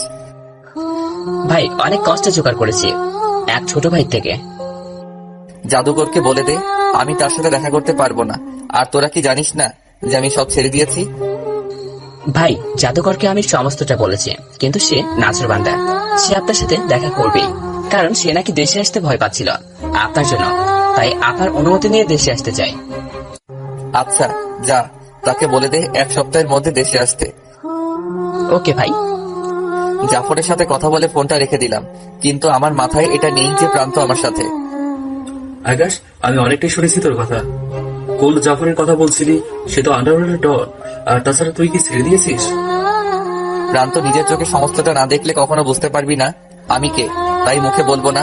সময় হলে নিজের চোখে সবটা দেখে নিস, কারণ অতীত কখনো লুকায়িত থাকে না। আচ্ছা। মেজাজটা খারাপ হয়ে যাচ্ছে। দুনিয়ার কোলাহল থেকে যতই দূরে আসতে চাই, দুনিয়া ততই আমায় আঁকড়ে ধরে। তবে আমি জাদুকরকে বারণ করতে পারতাম, কিন্তু করিনি, কারণ সে যতই বড়ই ডন হোক না কেন, দেশে ঢুকলেই তাকে কুপিয়ে মেরে ফেলবে ছেলেপেলেরা, তাই তাকে কথা দিতে হয়েছে। আর তাছাড়া মানুষটা অনেক ভালো, গরিবের উপরে কখনো অন্যায় করেনি, অনেক ডোনেশন করেছে আমার হাত দিয়ে। যাক, যাই হবে হোক, সেটা পরে দেখা যাবে। এখন হাঁটতে এসেছে, সেটার দিকে ফোকাস করি। দুজনে মিলে অনেকটা সময় হাঁটাহাঁটি করলাম, পরে বাসায় চলে গেলাম। পরের দিন সকালবেলায় রেডি হয়ে কলেজে গেলাম। ক্লাসরুমে ঢুকতে যাব, তখনই একটা মেয়ে এসে আমায় চিঠি দিয়ে গেল। আমি চিঠিটা খুলে দেখি প্রেমপত্র, আবার তাতে লেখাও আছে কলেজের শেষে ক্যান্টিনে অপেক্ষা করব। প্রেমপত্র দেখে হাসবো না কানবো বুঝে উঠতে পারছি না। দুনিয়ার খেল এটাই, পাওয়ার বা রোকরা থাকলে হবে পকেটে, মেয়েরা এসে লাইন ধরবে। বসে বসে ক্লাস করছিলাম, তখনই মায়া তেড়ে ফুড়ে ক্লাসরুমে ঢুকে। সে এসে সোজা আমার পাশে বসে গেল। স্যার ক্লাস করাচ্ছে, কিন্তু মহারানী দেখি আজ একদম চুপচাপ। যাক, ভালোই হয়েছে। ক্লাস শেষ করে কে সেই প্রেমিকা, তাকে দেখার জন্য ক্যান্টিনের দিকে হাঁটা ধরলাম। ক্যান্টিনে গিয়ে দেখি মায়া সেই মেয়েকে চেয়ার দিয়ে মেরে মাটিতে শুয়ে রেখেছে। তার মানে আমি যাওয়ার আগে মায়া তোলপাড় চালিয়ে দিয়েছে। কিন্তু মায়ার এমন কর্মকাণ্ড দেখে চরম রাগ উঠে গেল। এই মায়া, তুমি ওকে এভাবে মারলে কেন? তোমাকে প্রেম পত্র দেওয়ার সাহস কোথায় পেয়েছে সে? ভাই, এই মেয়ে তো আমার থেকে চালু মাল। আমি এখনো জানি না কে এই প্রেম পত্র দিয়েছে। সেখানে মায়া বের করে ফেলেছে সেই মেয়েকে। সে প্রেম পত্র দিয়েছে সেটা তার ব্যাপার, কিন্তু তুমি তাকে মারার কে? আমি মারবো, কারণ তুই আমার। তোর দিকে কেউ তাকালে তার চোখ আমি তুলে ফেলবো। মায়া, বাড়াবাড়ির একটা লিমিট থাকে, কিন্তু সেটা পার করিও না। সবারই অধিকার আছে নিজের পছন্দের মানুষকে 2টা কথা বলার। সবার অধিকার থাকলেও তোর উপরে কারোর অধিকার নাই আমি ছাড়া। মুখের ব্যবহার ঠিক করো মায়া। না, আমি ঠিক করব না। সে তোকে প্রেমপত্র দিল কেন? এবার আর রাগ সামলাতে পারলাম না। একে তো মেয়েটাকে বেরেহেম ভাবে মেরেছে, 2 আবার আমার সাথে তুই তুকারিও করছে। ঠাস করে একটা থাপ্পড় বসিয়ে দিলাম। শান্তি হয়েছে তোমার আমায় মেরে? না হলে আরো মারো, কিন্তু কেউ তোমার উপরে নজর দিলে তার কিয়ামত ছুটিয়ে দেব আমি। মায়া, তুমি কি পাগল হয়ে গেছো নাকি? হ্যাঁ, আমি পাগল হয়ে গেছি তোমার ভালোবাসায়। প্লিজ আমায় নিজের করে নাও। কথা বলতে বলতে কান্না করে দিয়েছে মায়া। কি বলবো বুঝে উঠতে পারছি না মেয়েটাকে। ওর কান্না যেন কলিজায় এসে লাগছিল। সে আমার কাছে তার কথার কোনো সাড়া না পেয়ে নিজে এসে আমায় জড়িয়ে ধরলো। আমি তো পুরো বেকুব বনে গেলাম। সবাই আমাদের দিকে হা করে তাকিয়ে আছে। এই মেয়ে কান্নাকাটি করে না? আমি তো বলেছি যে তুমি আমায় ভালোবাসা দিয়ে নিজের করে নাও। তাও মায়া কান্না করছে। আকাশের কথা শুনে কান্নার মাত্রা যেন আরো বেড়ে গেল। আরে বাবা, এত কান্না করার কি আছে? আকাশ, সত্যি তোমায় আমি ভালোবাসি। আচ্ছা ঠিক আছে, যাও, মানলাম। এবার তো কান্না থামাও। অনেক কষ্টে বুঝিয়ে শুনিয়ে কান্না থামালাম মায়ার। আর আমাকে প্রেমপত্র দেওয়া মেয়েটাকে হসপিটালে পাঠানোর ব্যবস্থা করলাম। যদিও বেশি ক্ষতি হয়নি, তবে কপাল ফেটে গেছে। পরে মায়াকে বুঝিয়ে শুনিয়ে বাড়িতে পাঠিয়ে দিলাম। আর আমি আর প্রান্ত নিজের বাসায় চলে এলাম। এভাবে আরো 2-3 দিন কাটলো। মায়ার সাথে মোটামুটি কথা বলি এখন আমি। একদিন রাতের বেলায় জাফর ফোন দিয়ে বলে, ভাই কালকে জাদুঘর দেশে আসছে। ওকে, আমি চলে আসবো সময় মতন। পরের দিন কলেজে না গিয়ে প্লেসে চলে গেলাম জাদুঘরের সাথে দেখা করতে। সে আমাকে পেয়ে সাথে সাথে জড়িয়ে ধরলো। তার দেশে থাকাকালীন সময়ের সেফটি মোটামুটি নিশ্চিত করলাম। জাদুঘর জাফর বলল, তোমার ছেলেদের নাকি কারা মেরে ফেলেছে? হ্যাঁ ভাই, তার জন্যই তো দেশে আসা। কারা এমনটা করেছে, তাদের কোনো হদিস পেলে? হ্যাঁ পেয়েছি ভাই, তাদের ছবি আমার কাছে আছে। তারা নাকি ড্রাগনের ছেলে পেলে। দেখি ছবিগুলা। জাদুঘর ব্যাগ থেকে আমার ছবিগুলো বের করে দিল। ছবিগুলো হাতে নিয়ে দেখতেই কলেজা মোচড় দিয়ে উঠলো আমার। আল্লাহ, এই ছবির মানুষগুলো তো আমার পরিচিত। এরা তো মায়ের বডিগার্ড, যাদের আমি মেরেছিলাম। কিন্তু কি করে সম্ভব এটা? একদিকে মায়ের বডিগার্ড, অন্যদিকে তারা নাকি জাদুঘরের ছেলেদেরকেও মেরেছে। জাদুঘর, ভালো করে দেখো তাদের। এরাই কি তোমার ছেলেদেরকে মেরেছে? কারণ এদের আমি চিনি। হ্যাঁ আকাশ ভাই, আমি শিওর এরাই আমার ছেলেদেরকে মেরেছে। জাদুঘরের কথা শুনে মাথা পুরো হেট হয়ে গেল। না, এটা হতে পারে না। আর জাদুঘরের কথা যদি সত্যি হয়, তাহলে মায়ার সাথেও এর কোনো সম্পর্ক আছে। ওকে, আমি বিষয়টা দেখছি। তারপর সেখান থেকে চলে এলাম, বাসায় রওনা হয়েছি। আজ তো কলেজ যাওয়া হবে না আর। তখনই প্রান্ত ফোন দিয়ে বলল, দোস্ত, মায়া তোর খোঁজ করছে। সে এখনো বাসায় যায়নি তোর জন্য। আমারও যেতে দিচ্ছে না, বলছে তুই না আসলে সে বাসায় যাবে না, আর আমাকেও যেতে দেবে না। তুই প্লিজ যেখানে আসিস তাড়াতাড়ি কলেজে আয়। প্রান্তর মুখে এসব শুনে টেনশনে পড়ে গেলাম। মেয়েটা নাকি আমার জন্য পাগলামো করছে। যদিও মায়াকে আমি ভালোবাসি না, তবে যে আমায় ভালোবাসে তাকে তো অবহেলা করা যায় না। তাই বাসায় না গিয়ে সোজা কলেজে চলে গেলাম। মায়া আমাকে দেখতে পেয়েই দৌড়ে এসে আমায় ঝাপটে ধরলো। এই, তুমি সারাদিন কই ছিলা? আর আজ কলেজে আসোনি কেন? কাজের জন্য কলেজে আসিনি। কিন্তু তুমি কান্না করছো কেন? আমার খুব কষ্ট হচ্ছে। ইচ্ছে করছিল তুমি যেখানে আছো তোমার কাছে ছুটে চলে যাই। মায়া, তুমি কি পাগল হয়ে গেছো? আর আমার জন্য কষ্ট কেন হবে তোমার? আকাশ, তুমি কি বোঝো না তোমায় যে আমি খুব বেশি ভালোবাসি। তোমায় ছাড়া থাকতে আমার কষ্ট হয়। মায়া, হয়তোবা এটা তোমার আবেগ। যে মেয়েটা 2 দিন আগে আমার রক্ত খাওয়ার জন্য পাগল হয়েছিল, সে আজ আমায় ছাড়া কিছু বোঝে না। এটা কেমন যেন রহস্যজনক আমার কাছে। আকাশ, তুমি আমার ভালোবাসা নিয়ে সন্দেহ করছো? না, তা করছি না, তবে কৌতূহল থেকে জিজ্ঞেস করলাম। বিশ্বাস করো আকাশ, আমি তোমায় নিজের জীবনের থেকেও বেশি ভালোবাসি। প্লিজ আমি একটু বোঝার ট্রাই করো। মায়া, আমায় সময় দাও, তোমাকে নিয়ে পরে ভেবে দেখবো। এখন অনেক দূর থেকে এসেছি, মাথা ব্যথা করছে আমার। আচ্ছা, তুমি ঘরে গিয়ে রেস্ট নাও। প্রান্তকে নিয়ে ঘরে চলে আসলাম। মাথাটা প্রচুর ব্যথা করছিল। মাথা ব্যথা নিয়ে কোনো মতে দিনটা পার করলাম। পরের দিন সকালবেলা কলেজে ক্লাস করছিলাম, তখনই একজন এসে আমায় ডেকে বলে, এই ক্লাসে আকাশকে, তার সাথে চিফ মিনিস্টার দেখা করতে এসেছে। লোকটার মুখে এমন কথা শুনে পুরো ক্লাসের সবাই হা করে তাকিয়ে আছে আমার দিকে। আমি নিজেও অবাক, হঠাৎ তিনি আমায় খোঁজ করছেন কেন? লোকটার সাথে বাহিরে গেলাম। বাহিরে গিয়ে দেখি চিফ মিনিস্টার বসে আছে চেয়ারে। আমাকে দেখতে পেয়ে এসে আমার সাথে কোলাকুলি করলো। আকাশ ভাই, আপনার কাছে একটা সাহায্যের জন্য এসেছিলাম। কি সাহায্য? ভাই, বিপরীত পার্টি আমাকে পদ থেকে নামানোর জন্য উঠে পড়ে লেগেছে। আমার নামে বিভিন্ন মিথ্যা ঘটনা ঘটাচ্ছে। ভাই প্লিজ, আপনি আমাকে উদ্ধার করেন।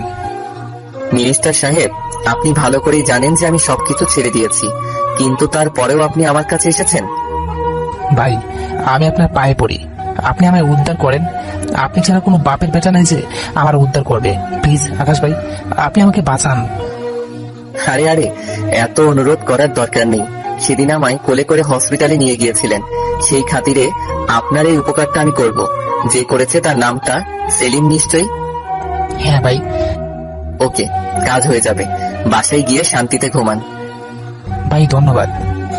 চিফ মিনিস্টার চলে গেল। না, ক্লাসটা করে নিয়ে আগে, ওসব নিয়ে পরেও ভাবা যাবে। ক্লাসের দিকে যেতে ধরবো, তখনই দেখি মায়া আমার দিকে আসছে। আকাশ, মিনিস্টার সাহেব তোমার সাথে কেন দেখা করতে এসেছেন? এমনিতেই কাজ ছিল ওনার। ও আচ্ছা, চলো ক্লাসে যাব। আমি ভেবেছি আজ ক্লাসের পর তোমার সাথে কিছু সময় কাটাবো, কিন্তু তুমি যদি কোথাও চলে যাও, তাই তোমায় পাহারা দিতে এসেছিলাম। তুমি সত্যি পাগল হয়ে গেছো মায়া। তোমার জন্য আর কি, তাও তো তুমি বোঝো না। কোনো কথা না বলে ক্লাসে চলে আসলাম। মায়া সারাটা ক্লাস আমার হাত ধরে বসেছিল। শুধু হাত বললে ভুল হবে, মাঝে মাঝে কাঁধে হেলান দিচ্ছিল, আবার মাঝে মাঝে হাত দিয়ে পেঁচিয়ে ধরছিল। মানে এক কথা, এটা তার বাসা আর আমি তার হাজবেন্ড। ক্লাস শেষে মায়া আমায় জোর করে গাছতলায় নিয়ে গেল। তার জোড়াজুড়িতে তাকে নিয়ে বসতে হলো গাছতলায়। আকাশ প্লিজ, তুমি আমায় একটু হলেও ভালোবাসো। মায়া, জোর জবরদস্তিতে ভালোবাসা হয় না। আর তোমায় ভালোবাসবো তেমন কোনো শক্ত ইস্যু আমি খুঁজে পাচ্ছি না। তবে তোমায় তো আমি সময় দিয়েছি, তুমি সেই সময়ের মধ্যে পারলে আমায় নিজের করে নাও। এখন আমি উঠলাম, আমার কাজ আছে। মায়াকে রেখে বাসায় চলে এলাম। বাসায় এসে খেয়ে দিয়ে রুমে শুয়ে আছি। তখনই চিফ মিনিস্টারের কথা মনে পড়লো। সাথে সাথে জাফরকে ফোন দিয়ে কি করতে হবে সেটা বলে দিলাম, আর এটাও বললাম যে আমি রাতে সেখানে যাব। মাগরিবের পর জায়গা মতন চলে গেলাম যেখানে সেলিমকে বেঁধে রাখা হয়েছে। সেখানে গিয়ে দেখি জাফর চেয়ার নিয়ে বসে আছে। সে আমাকে দেখতে পেয়েই দৌড়ে এসে জড়িয়ে ধরলো। ভাই আজ কতদিন পর আপনাকে দেখতে পেলাম। হ্যাঁ রে, আজ আমি অনেকদিন পর তোকে দেখেছি। আচ্ছা মালটা কই? ভাই ওই রুমে বেঁধে রেখেছি, কি সব আবল তাবল বকছে চেঁচিয়ে চেঁচিয়ে। আপনি একটু দেখেন তো। সেলিমকে যেই রুমে বেঁধে রাখা হয়েছে সেই রুমে গেলাম, মুখে রুমাল পেঁচিয়ে নিলাম। সেলিমের সামনে যেতেই, এই তোরা আমায় কেন বেঁধে রেখেছিস? তুই নাকি চিফ মিনিস্টারের নামে কিসব উল্টাপাল্টা ঘটনা রটাচ্ছিস। হ্যাঁ রটাচ্ছি, কারণ ওর চেয়ে আমার চাই। কিন্তু তোদের কেন তো দরকার? আমাদের কোনো দরকার নেই, শুধু তোকে মেরে নদীতে ভাসিয়ে দিব। এই ছেলে, তুই কিন্তু জানিস না আমি কে, আমি কোন জলে মাছ সেটা তোরা জীবনও কল্পনা করতে পারবি না। আমার ছেলে পেলেরা আসলে তোদের 12টা বাজিয়ে দেবে।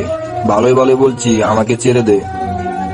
আরে বেটা, ধামকি দিচ্ছিস তুই আমাকে? তোর ধামকির পরও আমি করি না। তুই যদি জলের মাছ হোস তাহলে আমি তো নীল নদের রক্ত চোষা তিমি। তুই তিমি না নীল নদের কীট পতঙ্গ, সেটা তোদের কাজকর্ম দেখে বোঝা যাচ্ছে। সেলিম, মুখ সামনে কথা বলিস, না হয়তো এমন ভাবে তোকে মারবো কবর পর্যন্ত তোর লাশ গুছে নিতে ভয় পাবে। তোর লাশ দেখে মাটিও চিৎকার করে আর্তনাদ করবে যে এই লাশ অন্য কোনো জমিনে দাফন করো। এমন বিভৎস লাশ গ্রহণ করার ক্ষমতা আমাদের নেই। হা হা হা, হাসাই দে ভাই। তাহলে তুই হয়তো চিনিস না যে আমি সেলিম কোন বাঘের বাচ্চা। আমি তোর কি হাল করতে পারি সেটা তুই সময়ে টের পেয়ে যাবি। এখন দেখি তোর পরিচয়টা দে। মুখ থেকে মাস্কটা খুলে ফেললাম। মাস্ক খুলতেই দেখি সেলিম আমার দিকে বড় বড় চোখ করে তাকিয়ে আছে। কিরে বাঘের বাচ্চা, এভাবে হা করে কি দেখছিস এখন? ভাই আপনি, আমার তো বিশ্বাসই হচ্ছে না। লা ইলাহা ইল্লাল্লাহ সুবহানাকা ইন্নী কুনতু মিনাজ জালিমিন। হে আল্লাহ, আমি কার সাথে পাঙ্গা নিয়ে বসলাম? এবার তো আমার আর রক্ষা নেই। সেলিম আকাশকে দেখে ভয়ে কাঁপতে কাঁপতে চেয়ার নিয়ে উল্টে পড়ে যায়। বিশ্বাস হবে যখন আমি আমার রূপে ফিরে আসবো। সেলিম মাটিতে পড়ে আকাশের কাছে মাপ চাচ্ছে। ভাই প্লিজ আপনি আমায় ক্ষমা করে দেন, আমি আপনার পায়ে পড়ি। এরকমের ভুল আমি আর কোনোদিন করব না। বিশ্বাস করেন, আমি আপনাকে চিনতে পারি নাই। তোদের 1000 বার বলে এসেছিলাম যে কেউ পাওয়ারের জন্য বেইমানি করবি না, কিন্তু তুই সেটাই করলি। ভাই আমি আপনার পায়ে পড়ি, আমি আর কোনোদিন এরকমের ভুল করব না। এবারের মতন ক্ষমা করে দেন। আমি তোকে জমের বাড়ি পাঠাতে এসেছি, তবে মিনিস্টার যদি আমায় মারতে মানা করে তাহলে তুই মাপ পেয়ে যাবি। সাথে সাথে চিফ মিনিস্টারকে ফোন দিলাম। মালটাকে কি চিরতরে শেষ করে দিব? তবে সে কিন্তু মাপ চেয়েছে। ভাই তাহলে শ্বাসে ছেড়ে দেন। ওকে, ফোনটা রেখে দিলাম। যা, তোর জীবন বেঁচে গেল। এরপর আর কোনোদিন যেন এরূপ করতে না শুনি। ভাই কোনোদিন শুনবো না। সেলিমকে ছেড়ে দিয়ে রাতেই বাসায় চলে এলাম। বাসায় এসে খেয়ে দিয়ে শুয়ে আছি। যাক, চিফ মিনিস্টারের ঝামেলাটা মিটে গেল, কিন্তু জাদুঘরের ঝামেলাটা মেটানো এখনো বাকি। আবার ফোন দিলাম জাফরকে। জাফর, ড্রাগনের টিমের লিডারকে সেটা খুঁজে বের করতো। তারা নাকি জাদুঘরের ছেলেদেরকে মেরেছে। ভাই আমাকে 2 দিন সময় দিন, আমি তাদের টিমে পুরো লিস্ট আপনার কাছে পৌঁছে দেব। ওকে। ফোনটা রেখে দিয়ে শুয়ে আছি। হঠাৎই রাতের বেলায় ঘুমটা ভেঙে গেল ভাঙচুরের শব্দ শুনে। বিছানা ছেড়ে উঠে পড়লাম। হঠাৎ এত রাতে ভাঙচুরের শব্দ কোথা থেকে আসছে? রুম ছেড়ে বের হয়ে দেখি প্রান্তর মা আর তার ছোট বোন রক্তাক্ত অবস্থায় ফ্লোরে পড়ে আছে। কে জানি তাদের গলা কেটে ফ্লোরের উপরে ফেলে রেখে চলে গেছে, কিন্তু প্রান্ত কোথাও নাই। এই দৃশ্য দেখে যেন পায়ের নিচ থেকে মাটি সরে গেল আমার। ওদের এই অবস্থা দেখে সজোরে চিৎকার দিয়ে কান্না করে উঠলাম। প্রান্তর মা আর ছোট বোন এখনো মাটির উপরে পড়ে আছে। আমার যেন বিশ্বাসই হচ্ছে না যে আমার সামনে 2টা মানুষ মৃত্যু যন্ত্রণায় কাতরাচ্ছে। না, এটা হয়তো আমার চোখের ভ্রম। উঠে গিয়ে ওয়াশরুমে চলে গেলাম। গিয়ে চোখে মুখে পানি ছিটকে দিয়ে আবার ফিরে আসলাম। তখন এসে দেখি সেই 2টো মানুষ ফ্লোরে পড়ে আছে। এবার আমি সত্যি ক্লিয়ার যে তাদের সাথে কিছু একটা হয়েছে। ওদের এই অবস্থা দেখে কলিজাটা যেন ছিঁড়ে যাচ্ছিল আমার, কারণ জীবনে মা বাবাকে চোখে দেখিনি। হয়তোবা আমার জন্ম কোনো পতিতালয় হয়েছিল, না হয়তোবা কারোর নষ্টামির ফল আমি কারোর চাহিদায় আমার দুনিয়ায় আসতে হয়েছিল, কিন্তু তারা আমায় ডাস্টবিনে ছুড়ে ফেলে দিয়ে চলে গেছে। তবে বাস্তবতা কি সেটা আমার জানা নেই। মা বাবার ভালোবাসা কোনোদিন পাইনি, কিন্তু একটা পরিবার পেয়েছিলাম বহু কষ্টে। তাদেরকে আজ আমার থেকে ছিনিয়ে নিয়ে যাচ্ছে খোদা। ভিতর থেকে যেন ঠুকরে কান্না আসছে। না, ওদের কিছু হতে দেওয়া যাবে না। জাফরকে ফোন দিয়ে তাড়াতাড়ি গাড়ি আনতে বললাম। তারপর তাদের দুজনকে নিয়ে হসপিটালে চলে গেলাম। কেবিনের বাহিরে দাঁড়িয়ে চোখের অশ্রু ঝরাচ্ছি। আল্লাহ, তুমি ওদেরকে আমার থেকে ছিনিয়ে নিয়ে যেও না। কাঁপতে কাঁপতে সেখানেই ঘুমিয়ে গেলাম। সকালবেলা কারোর ডাকে ঘুম ভাঙলো। চোখ মেলে তাকিয়ে দেখি মায়া। অবাক চোখে মায়ার দিকে তাকিয়ে আছি। আকাশ, কিভাবে হলো এমনটা? কি করেছে ওনাদের সাথে এরূপ আচরণ? কোনো কথা না বলে মায়াকে জড়িয়ে ধরে ফুপিয়ে কান্না করে দিলাম। মায়া, আমি জানি না ওদের এই অবস্থা কে করেছে, কিন্তু বিশ্বাস করো, ওদের কিছু হলে আমি নিজেকে ঠিক রাখতে পারবো না। আরে পাগল, কিচ্ছু হবে না ওনাদের। আমি তো খবর পেয়েই সাথে সাথে হসপিটালে চলে আসলাম। তোমায় কে খবর দিয়েছে? আরে, তোমায় সকাল থেকে ফোন করেছি, কতবার তুমি ডাকো তো। মায়ার কথাই পকেট থেকে ফোনটা বের করে দেখি 17টা মিস কল। আসলে দৌড়াদৌড়িতে ফোনের দিকে খেয়াল করিনি। তোমার ফোনে না পেয়ে তোমার বাসায় গিয়েছিলাম। পরে সেখানে গিয়ে জানতে পারি রাতের বেলায় নাকি তোমার ঘরে হামলা হয়েছে, আর বাসার মানুষ আহত। তুমি তাদের নিয়ে হাসপাতালে এসেছো, তাই আমিও সোজা হসপিটালে এসে পড়ি। ও আচ্ছা, কিন্তু মায়া, এখন আমার কি হবে? আর তাছাড়া কাল রাত থেকে প্রান্তরও কোনো খবর পাচ্ছি না, সে লাপাত্তা। আরে পাগল, টেনশন করো না, আমি আছি তো তোমার পাশে। দেখবে ওদের কিচ্ছু হবে না, আর প্রান্তরও খোঁজ বের করে ফেলবো আমি। মায়ার কথা শুনে ইচ্ছে করছে ওকে জড়িয়ে ধরে কয়েক হাজার চুমু খাই। মেয়েটা হয়তো সত্যি আমায় ভালোবাসে, আর ভালো না বাসলে এইভাবে ছুটে আসলো কেন? তবে হ্যাঁ, তাড়াহুড়ো করে কোনো ডিসিশন নেওয়া যাবে না। ওকে আগে আরো ভালো করে বুঝে নেই, পরেই ভালোবাসবো। আজ 3 দিন প্রান্তর মা আর তার ছোট বোন কারোরই জ্ঞান ফিরেনি। তবে ডক্টর কিছুটা আশ্বাস দিয়েছে আমায় যে তাদের কিছু হবে না। আজ 3 দিন না আছে কোনো খানাপিনা, না আছে কিছু। হসপিটালে পড়ে আছে সারাটা দিন। অবাক করা বিষয়ে মায়া আমার সাথে আজ 3 দিন ধরে হসপিটালে। সে আমায় ছেড়ে এক মুহূর্তের জন্যও যায়নি। তাকে অনেকবার বলেছি চলে যেতে, কিন্তু তার একটাই কথা, তোমায় এই হালাতে রেখে আমি যেতে পারবো না। বাবা, তুমি যদি সময় মতো না। এমন করে বলবেন না প্লিজ, আমার কর্তব্য এটা। বহু কষ্টের বিনিময়ে একটা পরিবার পেয়েছি, তাদের তো আমি হারাতে পারবো না। কিন্তু আপনাদের সাথে এমনটা কে করলো? তখনই প্রান্তর মা কেঁদে দিল। বাবা, কিভাবে বলবো তোমায়, আমার যে বলার মতন কোনো ভাষা নাই। আচ্ছা, আপনার এখন কিছু বলতে হবে না, আমি নিজেই বের করে নিব। আর আপনি এখন রেস্ট করেন। তখনই কলেজ থেকে ফোন আসে। আকাশ মামুন, আজ একটা ক্লাস টেস্ট আছে, তুমি যেখানে আছো কলেজে এসো। গলার আওয়াজ শুনে বুঝতে বাকি রইল না যে স্যার ফোন করেছে। তাড়াতাড়ি করে মায়াকে নিয়ে কলেজে চলে গেলাম। পরীক্ষাটা দিয়ে আবার হসপিটালে চলে আসলাম। মায়া সেই শুরু থেকে আমার পিছনে ছাড়ছে না। আমি রোগীর সেবা যত্ন করছি, সে আমার সেবা যত্ন করছে। আজ 25 দিন পর প্রান্তর মা আর তার ছোট বোনকে ঘরে নিয়ে আসলাম। তারা এখন মোটামুটি সুস্থ, কিন্তু আমি অসুস্থ হয়ে পড়লাম। আমার অসুস্থতায় মায়া আমার সেবা যত্ন করায় কোনো কমতি রাখেনি। এসব দেখে যেন পুরোপুরি ডুবে গেলাম মায়ার ভালোবাসায়। মায়া, তোমার একটা কথা বলার ছিল। হ্যাঁ বলো। আমার টাকা পয়সা বাড়ি গাড়ি কিছুই নেই। আমি যদি তোমায় আমাকে বিয়ে করতে বলি, তারপরেও কি তুমি আমায় বিয়ে করবে? হ্যাঁ, 100 বার করবো। আমার টাকা পয়সা বাড়ি গাড়ি কিচ্ছু চাই না, কিন্তু তুমি আমায় পুরো লোক সমাজের সামনে স্ত্রীর অধিকারটুকু দিতে হবে। মানে কি বলছো বুঝলাম না। তুমি আমায় পুরো কলেজের সামনে স্ত্রীর অধিকার দিতে হবে। পুরো কলেজের সামনে সজোরে চিৎকার করে বলতে হবে তুমি আমায় নিজের স্ত্রী রূপে গ্রহণ করেছো। মায়া, এসবের মানে কি? বিয়েটা তোমায় আমি করব, কিন্তু সেসব কথা লোক সমাজে কেন এলান করতে হবে? কারণ আমি চাই পুরো কলেজ জানুক যে আমি তোমার ভবিষ্যৎ স্ত্রী। তোমার দিকে যেন এরপর আর কোনো মেয়ে চোখ তুলে তাকাতে না পারে। মায়া, এমনটা করা কি খুব প্রয়োজন? হ্যাঁ, কারণ পুরো কলেজের মেয়েরা তোমার দিকে ঝুঁকে আছে। আমি তোমায় হারাতে চাই না, তাই তুমি সেটা নিজেই লোক সমাজে এলান করো, তেমনটা আমি চাই। আচ্ছা যাও, আগামীকাল পুরো কলেজকে জানিয়ে তোমায় গ্রহণ করব। পুরো কলেজ জানবে মায়া আকাশের। এবার খুশি তো? মায়া খুশিতে আকাশকে জড়িয়ে ধরে অনেকগুলো চুমু বসিয়ে দেয় তার গালে। হ্যাঁ, আমি অনেক খুশি। আর চলো, আজ আমাকে নিয়ে ঘুরতে যাবে। আচ্ছা চলো। মনে মনে অনেক খুশি লাগছে যে মায়া আমাকে এতটাই ভালোবাসে, সে আমায় কখনো হারাতে চায় না। পুরো কলেজে যেন কেউ আর আমার দিকে সেরূপ দৃষ্টিতে না তাকায়, তাই সে নিজের অধিকার লোক সমাজকে সাক্ষী রেখে বুঝে নিতে চায়। মায়াকে নিয়ে ঘুরতে বের হলাম। ইস, আজ প্রান্ত যদি সামনে থাকতো তাহলে সে অনেক খুশি হতো। এখনো পর্যন্ত প্রান্তর কোনো খোঁজ আমি পাইনি। এত কি ভাবছো? প্রান্তর কথা ভাবছিলাম, সে হঠাৎ করে কোথায় উধাও হয়ে গেল। আরে চিন্তা করিও না, দেখবে সে ঠিক চলে আসবে। তাই যেন হয়। এবার আমার দিকে ফোকাস করো, বাকি সমস্ত চিন্তা বাদ দাও। আচ্ছা। সেদিনটা মায়াকে নিয়ে অনেকটা ঘোরাঘুরি করলাম। নিজের ভিতরে কেমন যেন একটা ফিল হচ্ছে। আজ বাদে কাল মায়া আমার নিজের হবে ভাবতেই কেমন যেন খুশি লাগছে। সারাদিন ঘোরাঘুরি করে রাতের বেলায় বাসায় চলে আসলাম। এসে খেয়ে দিয়ে শুয়ে আছি, তখনই জাফরের কথা মনে পড়লো। সে আমায় বলেছিল ড্রাগন টিমের তথ্য দিবে।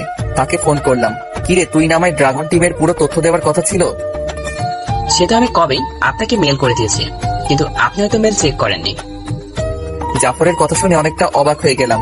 আচ্ছা দাঁড়া, আমি চেক করছি। চেক করে দেখি জাফর আমাকে অনেক আগেই মেইল করেছে। সরি রে, আমি আসলে বেশ টেনশনে ছিলাম, তাই চেক করতে সময় পাইনি। ভাই কোনো ব্যাপার না, সব তথ্য দিয়েছি, কিন্তু বাকি লিডার যে আছে তার কোনো তথ্য জোগাড় করতে পারিনি। তবে এতটুকু জেনেছি সে একটা মেয়ে। জাফরের কথা শুনে মাথার টনক নড়ে উঠল। কি বলিস রে, একটা মেয়ে ড্রাগনের মেইন লিডার? হ্যাঁ ভাই, তবে আমার মনে হচ্ছে না সে শুধু মেয়ে লিডার, তার পিছনে হয়তো কেউ আছে। ওকে ঠিক আছে, বাকিটা আমি দেখে নিচ্ছি। কিন্তু শোন, আগামীকাল কলেজে আসবি, কারণ তোর ভাবিকে সবার সামনে বিয়ের প্রপোজাল দিতে বলেছে। ওকে ভাই। ওকে, এখন রাখলাম। জাফরের সাথে কথা বলে ফোনটা রেখে দিলাম। সমস্ত কিছু হিসাব নিকাশ করলাম যে কে হতে পারে। জীবনে তো কম নেতা খেতাকে দেখিনি, বহু বড় বড় নেতা খেতা লিডার ভক্কর চক্কর বহুকে দেখেছি, কিন্তু তাদের মাঝে কোনো মেয়েকেই তো এইরূপ দেখিনি। হয়তোবা সে কোনো নতুন পাবলিক, আমার সাথে তার পালা কখনো পড়েনি। এসব নিয়ে ভাবছিলাম, তখনই মায়া ফোন দিল। এই যে শুনছো? হ্যাঁ শুনছি তো, বলো। কাল কিন্তু লাল গোলাপ নিয়ে আমায় বিয়ের প্রপোজাল দিবে, না হয় কিন্তু আমি তোমাকে ফিরিয়ে দেব। আচ্ছা বাবা, করব। হয়েছে, এখন ঘুমাও, এটা বলার জন্যই ফোন করেছিলাম। আচ্ছা। তারপর ফোন রেখে দিয়ে ঘুমিয়ে পড়লাম। সকালবেলা ঘুম থেকে উঠে রেডি হয়ে কলেজে চলে গেলাম। কলেজে যাওয়ার আগে রাস্তা থেকে লাল গোলাপের একটা গুচ্ছ কিনে নিলাম। এটা দিয়ে মায়াকে বিয়ের প্রপোজাল দিব। কলেজে গিয়ে দেখি মায়া আমার আগেই কলেজে এসে গেছে। এত সময় লাগে আসতে? হ্যাঁ, আরে ফুল কিনতে একটু দেরি হয়ে গেছে। এখন কত কি যে বলো না। হয়েছে, এবার প্রপোজ করো বিয়ের জন্য। এই যে সবাই শুনছেন, যে যেখানে আছেন সবাই দাঁড়িয়ে যান। সবাই 1 মিনিট একটু সময় নিয়ে এদিকে ফোকাস করুন। মায়া, আমি তোমায় খুব ভালোবাসি। আমি তোমার 2 জীবনের সাথী হতে চাই। আমি তোমার সাথে সারা জীবন পাড়ি দিতে চাই। যে জীবনে শুধু থাকবে ভালোবাসা আর ভালোবাসা, যে জীবনে থাকবে না কোনো কষ্টের ছিটে ফোটা। মায়া, উইল ইউ ম্যারি মি? তুমি কি আমায় বিয়ে করবে? তুমি কি আমায় দেবে সেই অধিকারটুকু? তখনই পেছন থেকে কেউ একজন এসে আকাশের মাথায় লাঠি দিয়ে সজোরে এক বাড়ি মারে। আকাশ মাগো বলে চিৎকার দিয়ে মাটিতে শুয়ে পড়ে। চিরচির করে রক্ত পড়ছে মাথা থেকে। আকাশ মাথায় হাত দিয়ে পেছন ফিরে দেখে প্রান্ত। প্রান্ত তুই? হ্যাঁ আমি। বলে সজোরে হাসতে থাকে। কি রে জানোয়ারের বাচ্চা, তুই এগুলো অনেক বড় হয় না? তোরা কেউ কিচ্ছু করতে পারবে না। আরে প্রান্ত, তোমার কি মাথা খারাপ হয়ে গেছে নাকি? কাকে কি বলছো তুমি? এই কুকুরের বাচ্চা যদি হায়না হয়, তাহলে হায়নাকে কি বলবে তুমি? এই ছোট লোক তো আমার জুতারও সমান না। বলে মায়া আকাশের মুখের মধ্যে জুতা ঘুষে দেয়। অবাক চোখে তাকিয়ে আছি প্রান্ত আর মায়ার দিকে। তাদের দুজনকে যেন আমার কাছে অপরিচিত লাগছে। হে আল্লাহ, কাকে ভালোবাসলাম আমি, যে কিনা ছলনাময়ী এক রক্তচোষা। এই ছোট লোক এরকম করে তাকিয়েছিস কেন? মায়া, তুমি আমার সাথে এমনটা কেন করলে? কেন, সেদিনের কথা কি ভুলে গেছিস? যেদিন আমার বাবা আর আমার মা ইজ্জত ধুলোয় মিশিয়ে দিয়েছিলি। মায়া, সেসব তো তোমাদের ভুল ছিল। এই ছোট লোক, ভুল কি সহি সেটা আমাদের উপরে ছেড়ে দে। তবে তুই যেদিন ভরা মজলিসে আমাদের অপমান করেছিলি, সেদিনের প্রতিজ্ঞা নিয়ে নিয়েছিলাম যে তোর 12টা বাজাবো। তাই তোর সাথে ভালোবাসার নাটক করেছি। মায়ার কথা শুনে থ হয়ে তাকিয়ে আছি মায়ার দিকে। শোন, তোকে চাইলে আমি অনেক আগে শিক্ষা দিতে পারতাম। যে মায়া পুরো ড্রাগন টিম পরিচালনা করে, সেই মায়ের কাছে তুই একটা মশা মাছি। তোকে শায়েস্তা করা মায়ের জন্য কোনো ব্যাপার ছিল না, কিন্তু আমি ইচ্ছে করে তোকে শায়েস্তা করিনি। কারণ তুই আমাদের ইগোতে হার্ট করেছিস, লোকালয়ে অপমান করেছিস, আমাদের মা ইজ্জত পুরো ডুবিয়ে দিয়েছিস। তাই তোর সাথে এই খেলাটা এইভাবেই খেললাম, যাতে করে খোয়ানো ইজ্জত আবার ফিরে পেতে পারি আর তোর 12টা বাজাতে পারি। মায়ার কথা শুনে যেন আকাশ ভেঙে মাথায় পড়লো মতন অবস্থা। তার মানে মায়া এই ড্রাগনের লিডার, কিন্তু জাফর যে বলল তার উপরেও হয়তো কেউ আছে। কোনো কিছুরই যেন হিসেব মিলছে না। যাকে এত ভালোবাসলাম, সে আমার সাথে ছলনা করে শরীরের সমস্ত রক্ত চুষে নিল। প্রান্ত মায়া না হয় আমার উপরে প্রতিশোধ নেওয়ার জন্য আমার সাথে ভালোবাসার মিথ্যা ছলনা করেছে, কিন্তু তুই কেন করলি? তুই না আমাকে নিজের ভাই মানতি? কি বলি? আমি তোকে ভাই মনে করতাম? মাথা ঠিক আছে তো? যেখানে মা বোনের মতো দুজন মানুষকে খুন করতে আমার হাত পা পেলি, সেখানে তুই কোথাকার কে রে যে তোর উপরে মায়া দেখাবো? প্রান্তর কথা শুনে আরো বড় ধরনের শক খেলাম। তার মানে তুই তোর মা আর বোনকে খুন করতে চেয়েছিলি? এ বেটা, কিসের মা বোন রে? ওরা আমার কেউ নয়। ওরা যদি আমার রক্তের কেউ হতো তাহলে কোনোদিনও খুন করতে যেতাম নাকি রে পাগলা? হ্যাঁ, মানে কি বলছিস তুই? মানে হলো সবকিছু আমাদের প্ল্যান ছিল। ছোটকাল থেকে ইচ্ছে ছিল যে দেশের মধ্যে রাজ করবো, তাই মায়ের সাথে হাত করি আর ওকে ড্রাগনের লিডার বানিয়ে দেয়। জীবনে অনেক বড় বড় আন্ডারওয়ার্ল্ডের ডনের সাথে কাজ করেছি আমি। সবকিছুর পিছনে ছিল একটাই উদ্দেশ্য, যে দেশে রাজ করা। কিন্তু রোস্টার আমায় বলেছিল যে যতদিন আকাশ মাহমুদ দেশে আছে ততদিন আমি রাজত্ব করতে পারবো না, তাই তোকে শেষ করার জন্য কাজে লেগে পড়ি। তোর অনেক খোঁজ করেছি কিন্তু কোথাও তোর খোঁজ পাইনি। কিন্তু আমার খবরে নিউজ দিয়েছিল যে তুই আমাদের কলেজে ভর্তি হবি, তাই সুযোগের অপেক্ষায় বসে থাকি আমরা। তবে তোকে বের করা তো সহজ ছিল না, কিন্তু কাবরিটাও বলেছে যে তুই জনমর্দরতি, তাই সেই মোতাবেক একটা প্ল্যান সাজাই আমি আর মায়া, যে সে আমায় মারবে আর তুই আমায় নিশ্চয়ই বাঁচাতে আসবে, কারণ তুই অন্যায়ের বিপক্ষে লড়েছিস সবসময়। ব্যাস, তুই সেটাই করলি, আমায় বাঁচাতে এসে গেলি। তারপর তোকে চিনে ফেলতাম, তবে শিওর ছিলাম না যে তুই সত্যি আকাশ কিনা। তবে পরবর্তীতে যখন মায়ের বাবার ঘাম ছড়িয়ে দিলি তখনই বুঝে গেলাম যে তুই সেই আকাশ, এই সেই আকাশ। আর যেই দুইজনের গলা কেটেছি আমি, তাদেরকে মা বোন সাজিয়েছিলাম আমি ভয় দেখিয়ে, যাতে করে তোর পুরোপুরি খবর বের করতে পারি আর তোর কাছ থেকে তোর সম্পর্কে ভালো করে জানতে পারি। তোর কথা শুনে খুব হাসি পাচ্ছে রে প্রান্ত। রোস্টার তোকে অর্ধেক ইনফরমেশন দিয়েছে আমার। সে তোকে এটা বলেনি যে আকাশ মাহমুদ কোনো ভয়ঙ্কর চিতাবাঘ আর তার দ্বিতীয় আরেকটা পরিচয় আছে। আরে তোর পরিচয় দিয়ে আমার কাজ কি রে? আমার কাজ তো তোকে শেষ করা, তাই তোকে শেষ করে সমস্ত ক্ষমতা পেয়ে যাবো আমি। মৃত্যুকে ডেকে এনেছিস তুই প্রান্ত? কি বলি তুই আমায়? তোর এত বড় সাহস যে তুই আমায় হুমকি দিস? মৃত্যুর দুয়ারে তোকে আমি আজ পাঠিয়ে দেবো। আশেপাশে তাকিয়ে দেখতো কত ছেলে পেলে আমার। আশেপাশে তাকিয়ে দেখি কয়েক শতাধিক ছেলে পেলে। এত ছেলে পেলে দেখে খুব হাসি পাচ্ছে। কয়েক শতাধিক ছেলে পেলে নিয়ে আমায় মারতে চলে এসেছে, কিন্তু সে জানে না আমি কে। আর রোস্টারও তাকে পুরোপুরি বলেনি আমার সম্পর্কে। যদি জানতো জীবনেও আসতো না আমায় মারতে। যেখানে রোস্টার নিজে আমায় মারতে পারিনি, সেখানে রোস্টারের চেলা আমাকে মারবে বলে শব্দ করে হেসে উঠলাম। কিরে, মৃত্যুকে চোখের সামনে থেকে খুব হাসি পাচ্ছে বুঝি? হ্যাঁ, এই তোর সব কটা মিলে মার ওকে। প্রান্তর কথা অনুযায়ী তার ছেলেপেলেগুলো আকাশকে মারতে শুরু করে। আকাশকে মাটিতে ফেলে এলোপাতাড়ি মারছে তারা। আকাশ চুপচাপ মার খেয়ে যাচ্ছে মাটিতে পড়ে।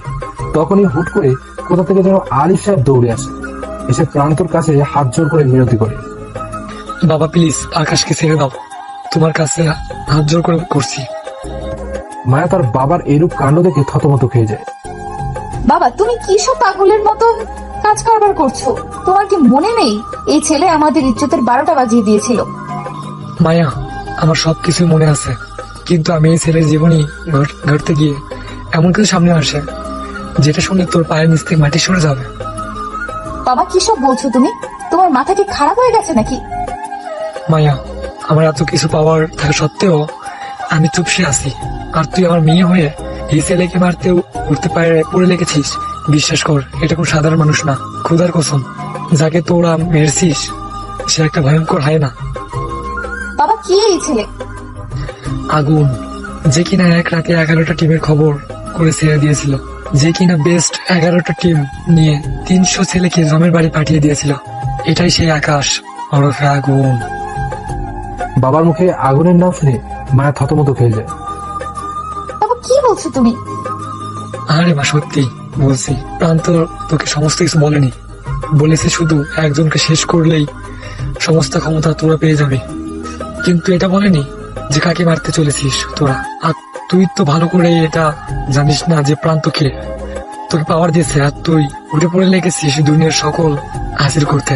কিন্তু এটা জানিস না যে কার বিরুদ্ধে লড়াই করে দুনিয়ায় হাসিল করতে চেয়েছিস তোরা। আর প্রান্ত তোকে স্বার্থের জন্য ব্যবহার করেছে। সে ক্ষমতা অর্জন করতে পারলেই তোকে ছুড়ে ফেলে দেবে। বাবার কথা শুনে মায়ের কান দিয়ে যেন ধোয়া বেরোচ্ছে, শরীরের সমস্ত পানি যেন শুকিয়ে গেছে মায়া। আল্লাহ, আজ তো আমার রক্ষা নাই। প্রান্ত আজ আমায় মৃত্যুর মুখে ঠেলে দিল। মায়া গিয়ে প্রান্তর কলার চেপে ধরে। এই তুই আমায় ঠকালি কেন, কুত্তার বাচ্চা? মায়াকে ঠাস করে এক থাপ্পড় দিয়ে প্রান্ত মাটিতে ফেলে দেয়। এই পতিতে মেয়ের, তোর কত বড় সাহস যে তুই আমার কলার ধরিস? একদম জীবিত কবর দিয়ে ফেলবো, মাথায় রাখিস। তুই কি ভেবেছিস তোর মতো মেয়ে ছাড়া আমার চলবে না? তবে হ্যাঁ, একটা সময় চলতো না, কিন্তু এখন ঠিকই চলবে। আর শোন, তোকে শুধু কাজের জন্য ব্যবহার করেছি আমি, কাজ শেষ, তোদের দরকারও শেষ। তোকে আর তোর বাবাকেও এখন আকাশের সাথে জমি বাড়ি পাঠিয়ে দেবো।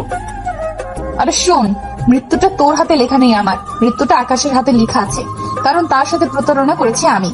তো দুজনকেই সে ছাড়বে না। আর তুই নিজেও জানিস না যে তুই তাকে মাটিতে ফেলে মারছিস। যাকে তোরা মারছিস সে আর কেউ না, সে হচ্ছে আগুন। তাকে চেনে না এমন মানুষ একটাও এই দেশে নাই।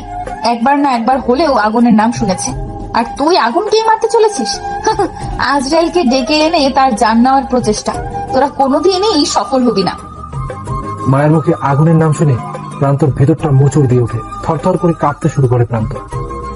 আল্লাহ, নিজের মৃত্যু তো নিজেই ডেকে এনেছি না, বাঘের গায়ে যখন ভুলে হাত দিয়ে ফেলেছি, তাহলে তাকে একেবারেই শেষ করে দেই। না হয় একেবারে জাগ্রত হলে, একবার জাগ্রত হলে আমার মৃত্যু আর কেউ ঠেকাতে পারবে না। তখনই জাফর পিছন থেকে এসে প্রান্তর কলার ধরে ফেলে। এবার কোথায় যাবি রেস্টুরেন্টের দালাল? আজকে তো তোর ফের খতম। এই, তোরা কি কথা আছিস? আমাকে বাঁচা। প্রান্তর লোকেরা এসে জাফরকেও মারতে শুরু করে। দুজনেই মাটিতে পড়ে আছে আধমরা হয়ে। প্রান্ত আকাশের এই অবস্থা থেকে সজলে হাসতে আরম্ভ করে। মায়া, কি জানি বলেছিলি তুই যে আগুনের হাতে আমার মৃত্যু লেখা আছে? দেখ, আগুনকে মৃত্যুর দুয়ারে পৌঁছে দিয়েছি আমি, ইতিহাস পরিবর্তন করে দিয়েছি আমি। এই জীবনের মৃত্যু মানুষের হাতে আজরাইলের মৃত্যু। এবার দেখি দেশের রাজপরা থেকে আমাকে কে আটকায়। তখনই আকাশ মাটি থেকে উঠে বসে পড়ে। প্রান্ত আকাশকে জীবিত দেখে ভয় পেয়ে যায়। সে ভয়ে কয়েক হাত পিছনে চলে যায়। সে ভাবছে হয়তো আকাশকে মারতে মারতে ওর লোকেরা মেরেই ফেলেছে, কিন্তু সে ভুল ছিল।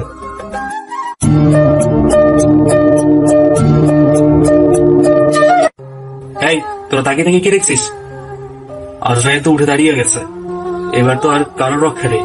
নিজেদের জীবন বাঁচাতে চাস তো তাড়াতাড়ি মার ওকে, না হয় সে আমাদের রূপ পার্সেল করে পাঠিয়ে দেবে ওপরে। প্রান্তর কথা মতন ওর লোকের আকাশকে মারার জন্য আবার এগিয়ে যায়। তখনই পুরো কলেজ কাঁপতে শুরু করে। সবাই তো হা হয়ে তাকিয়ে আছে কি হচ্ছে এটা দেখে। তখনই প্রান্ত দেখতে পায় যে কলেজের গেট দিয়ে কয়েক হাজার হায়না প্রবেশ করে। পুরো শহর ভেঙে ছেড়ে ফেলে একত্র হয়ে গেছে। এবার কই যাবি কমিনার বাচ্চা প্রান্ত? বাপকে মারার আগে তোর জেনে আসা উচিত ছিল যে তুই যেই বাপকে মারতে এসেছিস সেই বাপ ই তোকে দুনিয়ার মুখ দেখিয়েছে। আজ তোকে মেরে এই বাংলার মাটিতে এমন করে তোর সমাধিটা করব যাতে করে মানুষ তো দূরের কথা, ইবলিশ শয়তানও তোর কবরের সামনে আসতে ভয় পাবে। ইবলিশ শয়তানও চিন্তায় পড়ে যাবে যে এই মানুষটাকে জমের দুয়ারে কে পাঠিয়েছে, এইরকম বিভৎস ভাবে মেরে। আকাশের কথা শুনে যেন প্রান্তর গলা শুকিয়ে গেছে। এই তোরা কয়েকজন মিলে জাফরকে হসপিটালে নিয়ে যা, আর আমার হাতে একটা হকি দে। একজন এসে আকাশের হাতে হকি স্টিক দিয়ে যায়। আকাশ এলোপাতারি সব কয়েকটাকে মারতে শুরু করে। মারতে মারতে সব কয়েকটা মাটিতে শুয়ে দিয়েছে আকাশ। আকাশ যেন আজ সত্যি হায়না হয়ে গেছে। সে যেন আবার হায়নার রূপটা নিজের চেহারায় নিয়ে নিয়েছে। আকাশের ভয়ঙ্কর চেহারাটা দেখে প্রান্ত থর থর করে কাঁপতে শুরু করে। আকাশ, প্লিজ আমি মাফ করে দে। আমি আর কোনোদিন এমন ধরে কাজ করবো না। তোর কোনো মাপ নেই। আমার ক্ষতি করতে চাইলে হয়তো মাফ করে দিতাম, কিন্তু তুই মা বোনের সমতুল্য দুইটা মানুষের প্রাণ নিতে চেয়েছিস। তোর কৃতকর্মের কারণে হয়তো উপরওয়াল্লাহ তোকে মাফ করবে না, আর আমি কি মাফ করব? ভাই, তোদের পায়ে পড়ি, প্লিজ আমি মাফ করে দে। আমি আর জীবনে এমন ধরনের কাজ করবো না।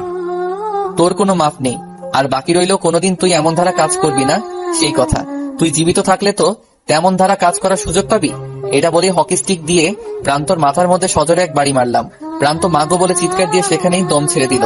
আমার কর্মকাণ্ড দেখে পুরো কলেজ হা করে তাকিয়ে আছে আমার দিকে। প্রান্তর খেলা শেষ, এবার মায়ার পালা। মায়া মরার জন্য রেডি হ। হকি স্টিক দিয়ে মায়াকে মারতে যাব, তখনই মায়ার বাবা আমার পায়ে পড়ে যায়। আকাশ ভাই, আপনার দুটো পায়ে পড়ি, আপনি প্লিজ আমার মেয়েটাকে ছেড়ে দিন। আমার মেয়েটা আপনার সম্পর্কে না জেনে এমন ধারণা আচরণ করে ফেলেছে আপনার সাথে। আলিফ সাহেব, আপনার মেয়েটা যে আমার মন নিয়ে খেলেছে, আমায় মেরে ফেলতো তাহলে হয়তো কিছু বলার ক্ষমতা থাকতো না আমার, কিন্তু সে তো আমার মনটাকে নিয়ে বিশ্রী ভাবে খেলা করেছে।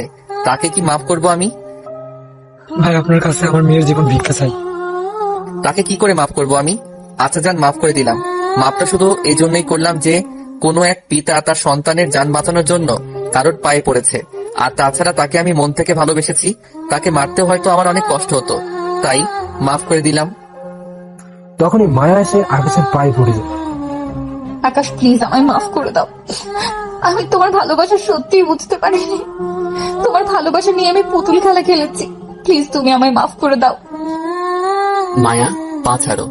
তোমায় আমি মাফ করে দিয়েছি, কিন্তু আজ একটা কথা বলে দিই, কখনো কারোর মন নিয়ে এভাবে খেলিও না। বিশ্বাস করো, খুব কষ্ট হয়। আমার মতন পাষাণের যদি এত কষ্ট হয়, তাহলে অন্যান্য মানুষের কেমন কষ্ট হবে ভাবো একবার। সো প্লিজ কারোর মন নিয়ে খেলা করিও না। আকাশ, আমি তোমার পায়ে ধরে মাফ চাই।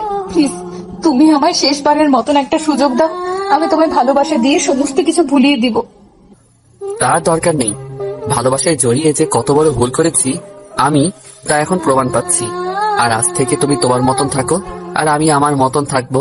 আজকের পর তোমার সাথে আমার আর কোনো কিছুই থাকবে না। আকাশ, তোমার যা শাস্তি দেওয়ার তুমি আমাকে দাও, কিন্তু প্লিজ আমায় ছেড়ে যেও না। আমি সত্যি এখন তোমার ভালোবাসা বুঝতে পারছি। একটা মানুষ এতটা পাওয়ারফুল হওয়া সত্ত্বেও ক্ষমতা দেখায়নি, আর আমি সামান্য একটা নেতার মেয়ে হয়ে কত কি না করে ফেলেছি। পাওয়ারের অপব্যবহার করেছি, দেমাগ দেখিয়েছি, গরিমা করেছি, যা আমার কখনোই উচিত হয়নি। প্লিজ শেষ একটা সুযোগ দাও। সরি, তোমার মতন মেয়ের সাথে আমি আর কোনো সম্পর্ক রাখবো না। এটা বলে মায়ের কাছ থেকে নিজের পা ছাড়িয়ে নিলাম। ফি আমানিল্লাহ, তোমার সাথে আমার সফর শেষ। তারপর সেখান থেকে সোজা চলে আসলাম। মায়া অনেকবার আমায় ডেকেছে পিছন থেকে, কিন্তু আমি কোনো পাত্তা দেইনি। খুব কান্নাও করেছিল মেয়েটা, কিন্তু কি লাভ এখন কান্না করে? যখন সময় ছিল তখন ছলনা করেছে আমার সাথে, আর এখন যখন আমার দিন এসেছে তখন এসে হামাগুড়ি খাচ্ছে আমার পায়ে পড়ে। এতটা কষ্ট হচ্ছিল বুকের ভিতরে, যা বলে বোঝাতে পারবো না। যতই হোক, ভালো তো বেসেছি তাকে আমি। সবাইকে বিদায় দিয়ে বাসার দিকে রওনা দিলাম। তবে মনে মনে একটা প্রতিজ্ঞা করে ফেলেছি আমি, যে আজকে থেকে আমি আবার আগের মতন হয়ে যাব। দুনিয়ায় যখন পাওয়ারের খেলা চলে, তাহলে পাওয়ার দিয়ে সবকিছু করব আমি। আজকের পর দেখি কে আমায় আটকায়। আসলেই গুরুজনদের কথা ঠিক, জঙ্গলে রাজত্ব করতে হলে অবশ্যই তোমার গর্জন অতিমাত্রায় ভয়ঙ্কর হতে হবে, না হয়তোবা ছোট ছোট প্রাণীগুলাও তোমায় ভেঙচি কেটে চলে যাবে। বাসায় গিয়ে দেখি দুজন মানুষ আমার অপেক্ষায় বসে আছে। ভাইয়া তুমি এসো। হ্যাঁ ত্রিধা, আমি এসেছি। এতদিন যাকে প্রান্তর বোন নামে চিনতাম তার নাম হচ্ছে ত্রিধা। তোমার আম্মু কই? বাসায় তোমার জন্য অপেক্ষা করছি। আচ্ছা। তারপর বাসার ভিতরে প্রবেশ করলাম। ত্রিধার আম্মু আমায় দেখে জড়িয়ে ধরে কান্না করে দিল। বাবা আমায় ক্ষমা করে দে রে। বিশ্বাস কর প্রান্ত আমাদের ভয় দেখিয়েছিল যে তার কথা না শুনলে সে আমাদের মেয়ের ক্ষতি করে দেবে। বাবা বিশ্বাস কর, আমার মেয়েটা বাদে দুনিয়াতে আমার আর কেউ নেই, তাই তার কথায় রাজি হয়েছি আমি। না হয় সে আমার মেয়েটার বড় কোনো ধরনের ক্ষতি করে দিত।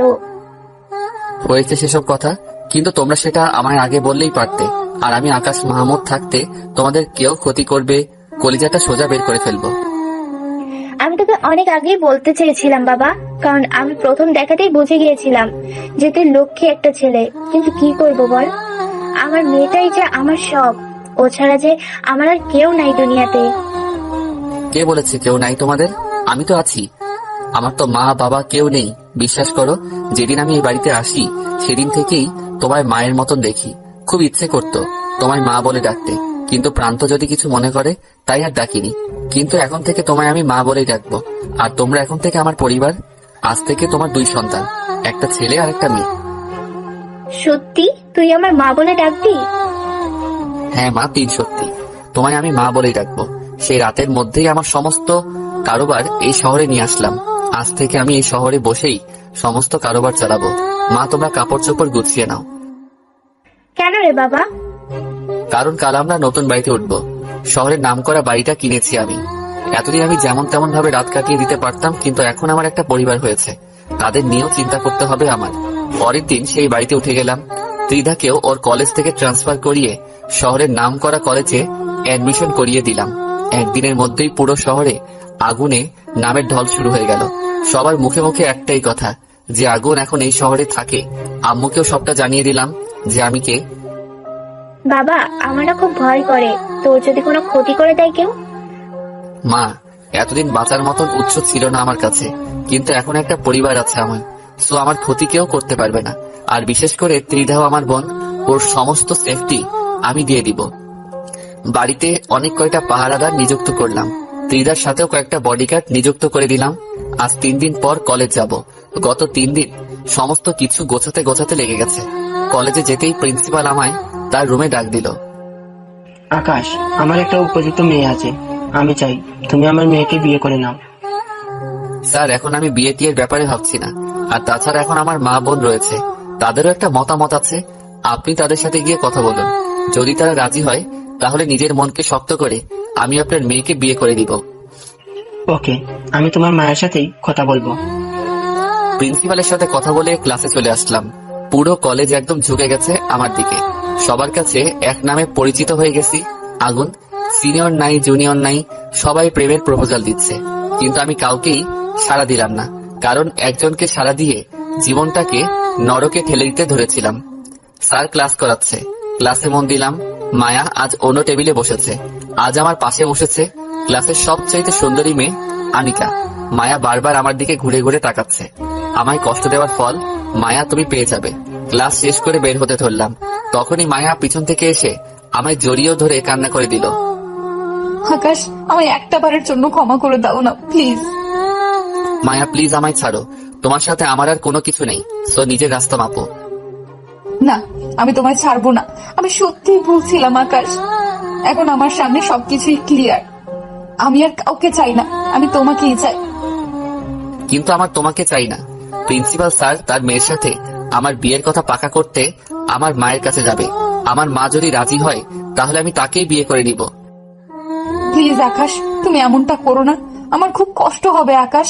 তোমায় অন্যের সাথে দেখতে পারবো না আমি, বিশ্বাস করো। আজ যখন আনিকা তোমার পাশে বসে তোমার সাথে হাসাহাসি করছিল, তখন আমার খুব কষ্ট হয়েছে। যেমন কর্ম করেছো তেমনটাই ফল পাচ্ছ তুমি। আর তোমার কষ্ট হলে আমি কি করব? একবার তো বললাম, এই যে তোমার সাথে আমার সমস্ত সম্পর্ক শেষ, তো এবার নিজের মতন থাকো বলে ঝাটকা দিয়ে মায়ের কাছ থেকে নিজেকে ছাড়িয়ে নিলাম। তারপর মায়াকে রেখে সেখান থেকে চলে এলাম। হসপিটালের উদ্দেশ্যে রওনা হয়েছি। আজ জাফরকে দেখতে যাব। হসপিটালে গিয়ে জাফরের সাথে দেখা সাক্ষাৎ করে বাসায় চলে এলাম। বাসায় পৌঁছে ফ্রেশ হয়ে নিলাম।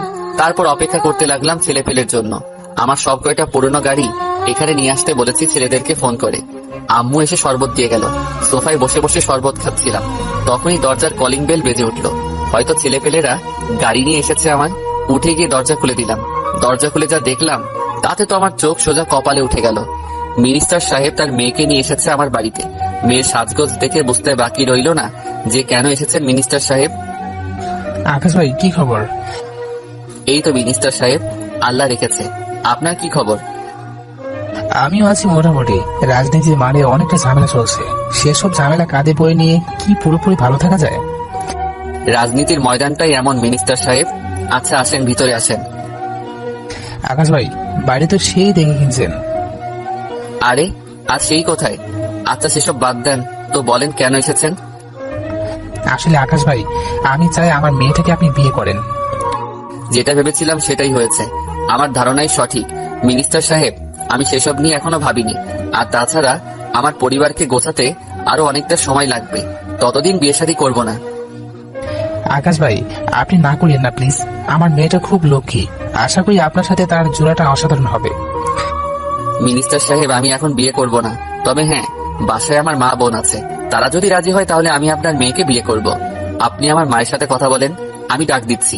একটু পর আম্মু আসলো অন্য রুম থেকে। আসলে আমি আপনার ছেলের সাথে আমার মেয়ের বিয়ে দিতে যাচ্ছিলাম, কিন্তু আপনার ছেলে তো সোজা না করে দিল। তবে হ্যাঁ, আপনি যদি রাজি থাকেন তাহলে নাকি আপনার ছেলে বিয়ের ব্যাপারে ভাববেন। মিনিস্টার সাহেবের মুখে এমন কথা শুনে আম্মু আমার দিকে হা করে তাকিয়ে আছে। আকাশ, ওই রুমে আয় তো বাবা, তোর সাথে একটু কথা আছে। হ্যাঁ মা, এবার বলো। বাবা দেখ, জীবনটা তোর, তাই ডিসিশনটাও তোর। তোর উপরে আমি কোনো ডিসিশন নিব না। আর তাছাড়া কপাল গুনে তোর মতন ছেলে পেয়েছি, কিন্তু তারপরেও তোর উপরে তো আমি চাপিয়ে দিতে পারি না। আর আমার তো তোর জীবন নিয়ে কথা বলার কোনো রাইট নাই। মা, তুমি হয়তো এখন আমাকে ছেলের নজরে দেখতে পারোনি। না রে বাবা, এমন কিছুই না। আমি জানি মা।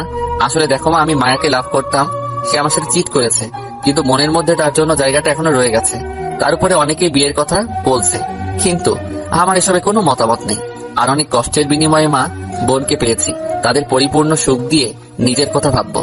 আর তাছাড়া তুমি মা, তুমি চাইলে যে কোনো সিদ্ধান্ত নিতে পারো। তোমার সিদ্ধান্ত নিয়ে আমার কোনো আপত্তি নাই। আকাশের কথা শুনে আকাশের মায়ের চোখ দিয়ে টুপটুপ করে পানি পড়া শুরু করে।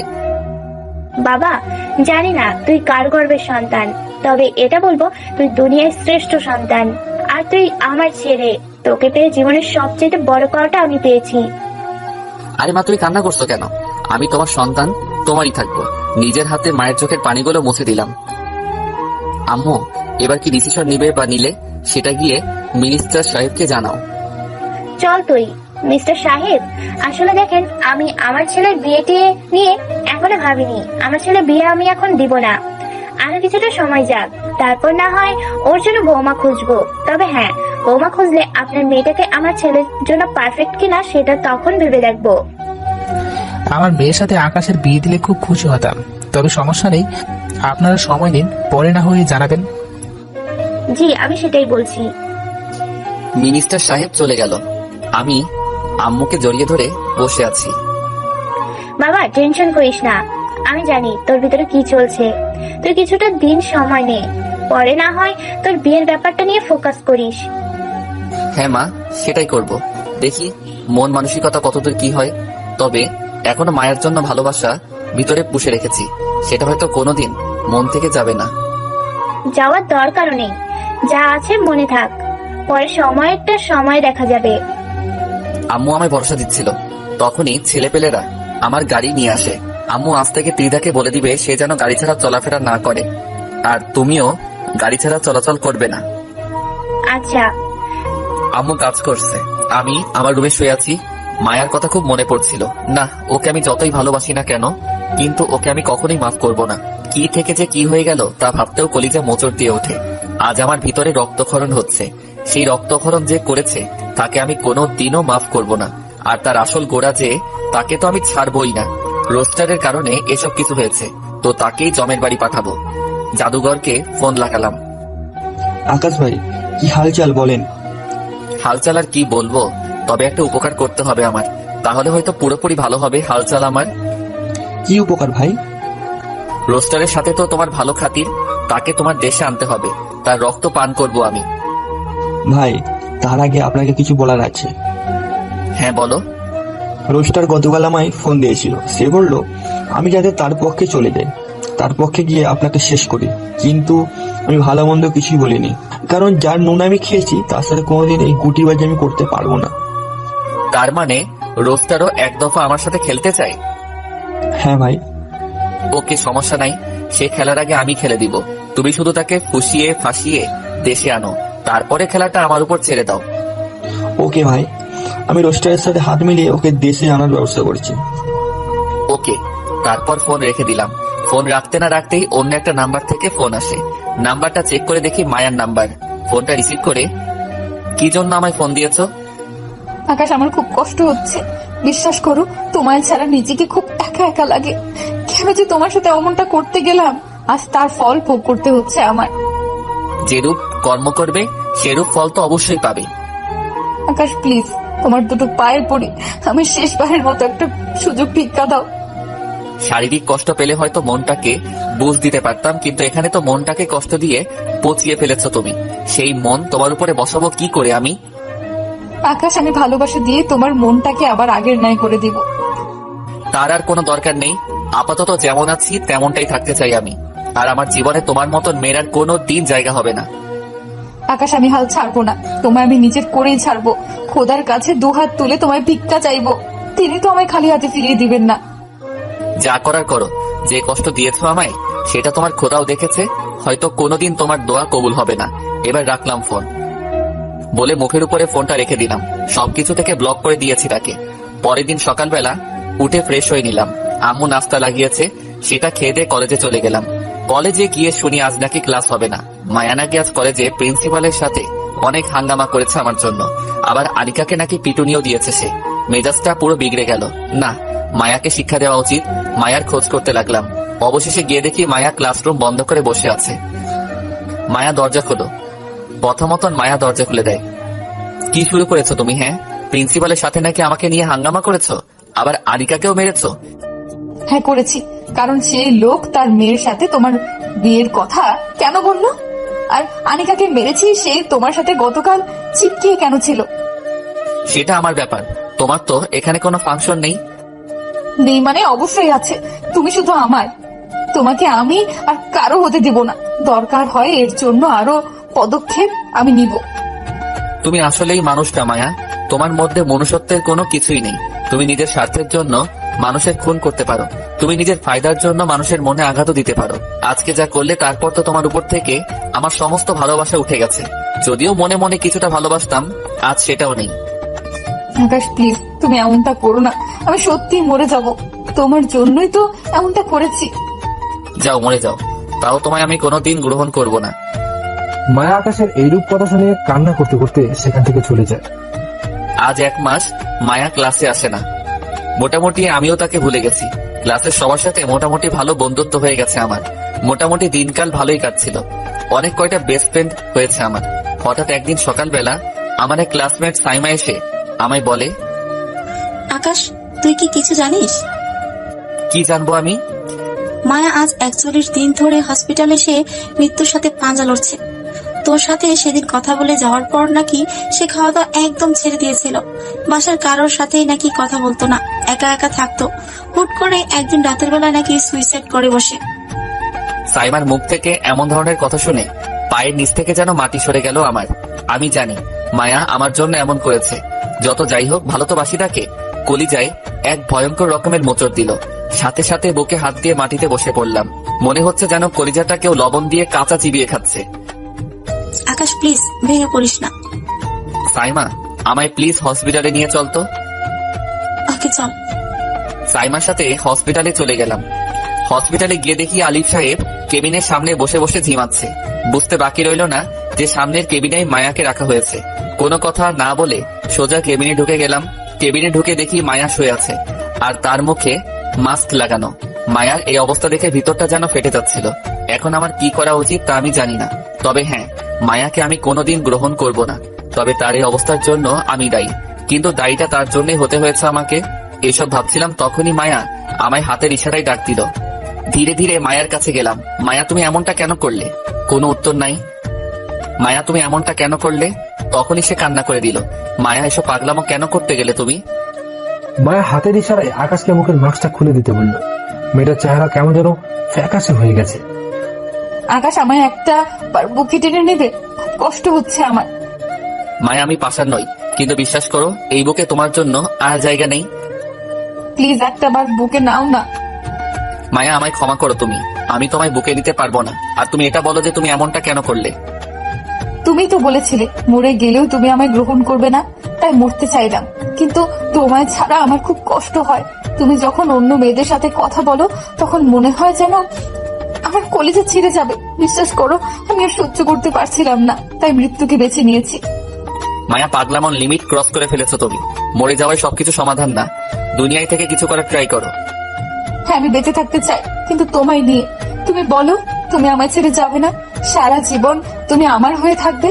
না হয় কিন্তু কখন কি ঘটিয়ে ফেলবো তা আমি নিজেও জানি না। মায়ার কথা শুনে বুকটা ধুপ ধুপ করছে। মেয়েটা যদি সত্যি কিছু করে বসে, একে তো অসুস্থ, দ্বিতীয়ত যে হারে পাগলামো করছে, আল্লাহ জানে কখন কি ঘটিয়ে বসে। না, তার থেকে ভালো মেয়েটাকে আশ্বাস দেই, তবে সত্যিকার অর্থে না। সে সুস্থ হওয়া পর্যন্ত তার পাশে থাকবো। পরে আমি আমার মতন করে সাইড কেটে যাব, আর যাওয়ার আগে এমন কিছু কন্ডিশন দিয়ে যাব সে আর জীবনেও এসব করার কথা চিন্তা মাথায় আনবে না। আচ্ছা যাও, তোমায় ছেড়ে যাব না। এটা বলা মাত্রই মায়া আমার হাত শক্ত করে চেপে ধরলো। আমি এখন সত্যি সুস্থ হয়ে যাব দেখিও, কারণ আমার বেঁচে থাকার উৎস আমি পেয়ে গেছি। সপ্তাহ 10 দিনের মধ্যে মায়া সুস্থ হয়ে উঠলো। তাকে পুরোপুরি ভালোবাসা দিয়ে সুস্থ করে তুললাম। তবে আমার মনে অন্য কিছুই চলছে। এখন শুধু মনের ভাবনাটাকে বাস্তবায়নের পালা। মায়া এখন পুরোপুরি সুস্থ। একটা চিঠি লিখে মায়ার হাতে ধরিয়ে দিলাম। মায়া, আমি যাওয়ার পর এটা তুমি খুলবে। আচ্ছা।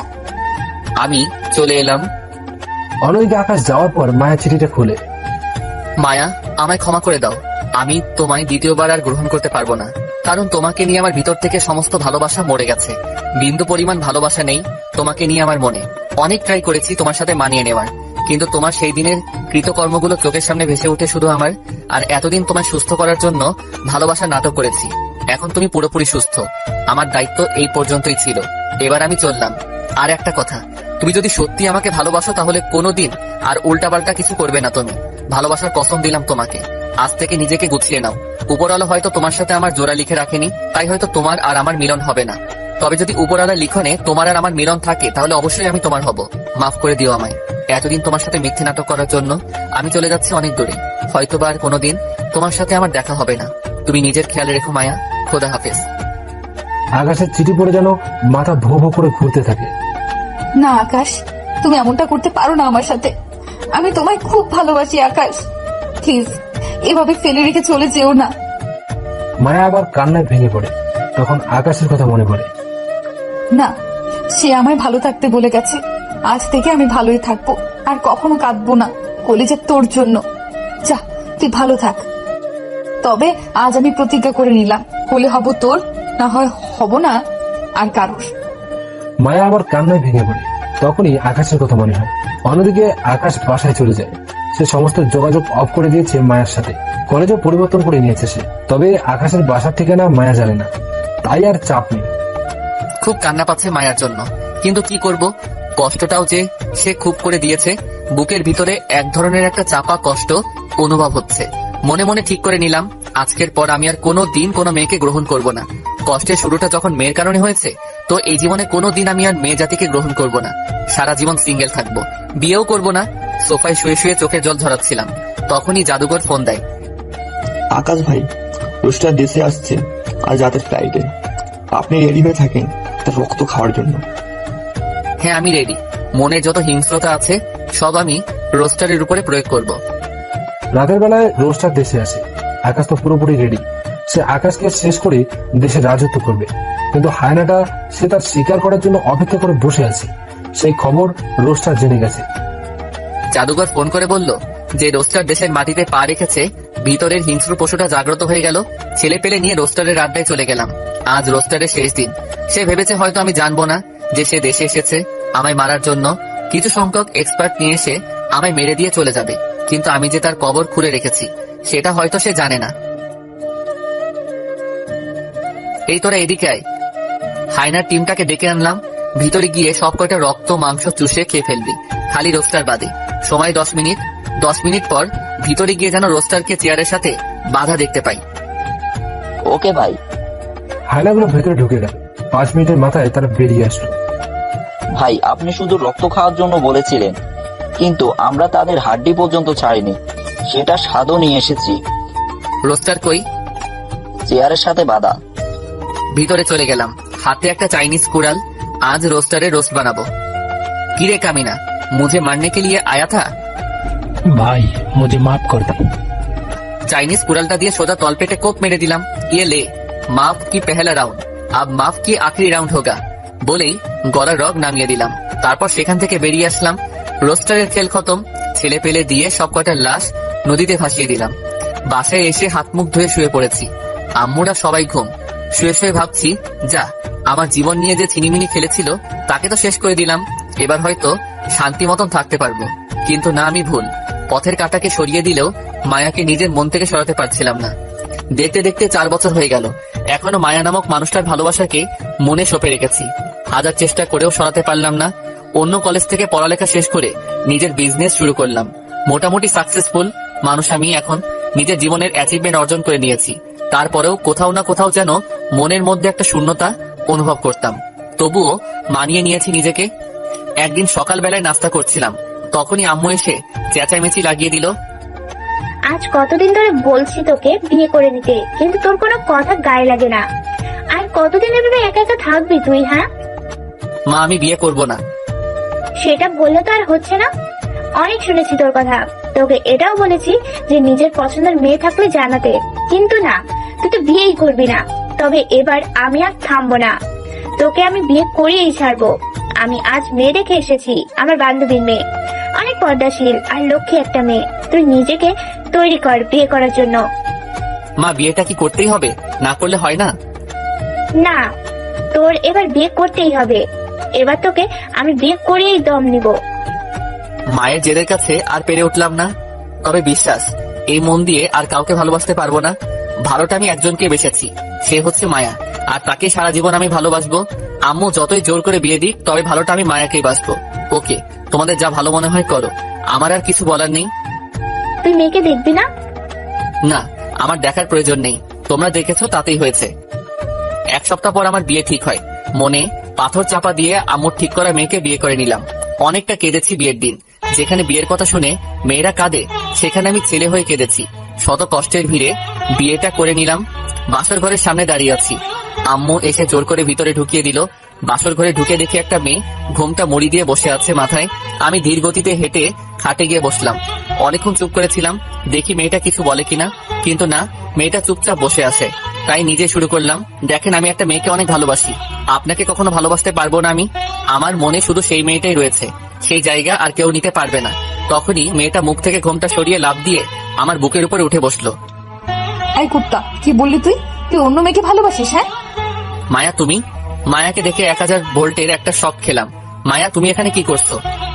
কি করছি মানে? আমি তো তোর বউ।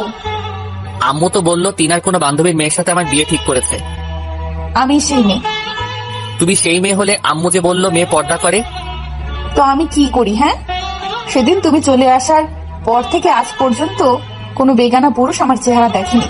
পুরোপুরি আড়াল করে ফেলেছি নিজেকে। সেদিন প্রতিজ্ঞা করেছিলাম যে হলে হব তোর, না হয়তো বা কারোরই না। আর আমার ভরসা ছিল যে আল্লাহ আমায় কখনো খালি হাতে ফেরাবে না।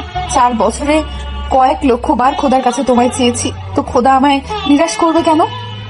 মায়া, আমার না বিশ্বাস হচ্ছে না। সত্যি, একে তো তোমায় আমি বিয়ে করেছি, দ্বিতীয়ত তোমার এই পরিবর্তন। সবটার পেছনেই তোমার অবদান রয়েছে। সেদিন তুমি ছেড়ে না এলে হয়তো আমি সেই মায়েই রয়ে যেতাম, কিন্তু না, তুমি ছেড়ে আসায় আল্লাহকে আমি চিনেছি। ধন্যবাদ তোমাকে। আর একটা কথা, আমায় কি এখনো তোমার গ্রহণ করতে অসুবিধা হবে? না, কখনোই না, বলে ঠুস করে টান দিয়ে মায়াকে নিজের বুকে নিয়ে নিলাম। মায়া, তোমায় নিয়ে আর একটা অভিযোগও আমার মনে নাই, কারণ তোমার এই পরিবর্তন আমার ভিতরের রক্তক্ষরণটাকে দূর করে দিয়েছে। আমার এমন মায়াকে দরকার ছিল। হয়েছে, বাদ দাও, এখন সব পুরনো কথা, নতুন করে শুরু করব আমরা। আচ্ছা, বাদ দিলাম, কিন্তু একটা কথা বলো তো, আম্মু আমায় ওনার বান্ধবীর মেয়ের কথা কেন বললো? কারণ এটা আমাদের প্ল্যান ছিল। তুমি কি ভেবেছো তুমি আমায় ছেড়ে চলে আসবা আর আমি তোমার খোঁজ নেবো না? সেটা ভেবে থাকলে একদম ভুল করেছো। তুমি ছেড়ে আসার পর তোমার আম্মুর সাথে আমি যোগাযোগ করি, তারপর তিনি আমায় একটা রাস্তা দেখিয়ে দেয়। আমি সেই মোতাবেক আমল করি, নিজেকে পরিবর্তন করে ফেলি। আমি চাইলে তোমার সামনে আসতে পারতাম, কিন্তু তুমিও আমার জন্য বেগানা পুরুষ ছিলে, তাই আর সামনে আসেনি। নিজেকে কন্ট্রোল করে রেখেছি, তবে শেষমেশ তোমায় নিজের করেই পেয়েছি। এখন যত খুশি তোমায় আমি দেখতে পাবো। মায়ার কথা শুনে নিজের নামটাই যেন ভেঙে মাথায় পড়লো মতন অবস্থা। বাপরে বাপ, তুমি মেয়ে না অন্য কিছু? আমি তোমার বউ। মায়াকে নতুন রূপে পেয়ে কি যে খুশি লাগছে, তো কাউকে বলে বোঝাতে পারবো না। খুশিতে মায়ার ঠোঁটে চুমু বসিয়ে দিলাম। এই কি করছো? কি করছি আবার? আদর করছি। না, এখন কোনো আদর সাদর চলবে না। যাও, কি ওযু করে আসো, দুজনে একসাথে মিলে নামাজ পড়বো, পরে যা ইচ্ছে হয় করিও। সত্যি তো? যে নামাজ শেষ করে যা ইচ্ছে হয় করবো? খুশিতে এক লাফ দিয়ে ওযু করতে চলে গেলাম। ওযু করে এসে দুজনে মিলে নামাজ পড়ে নিলাম। পরে পরে আর কি, পরে বহু কিছু যা আমি বলতে পারবো না, আমার লজ্জা লাগে। আর পাঠকগুলোও সেই মার্কা, গল্পের সবকিছু শুনতে চাই। একটু শরম লজ্জা যদি থাকতো। যান, ভাঙেন সব কয়টা, আপনাদের লজ্জা না করলেও আমার করতেছে। সমাপ্তি।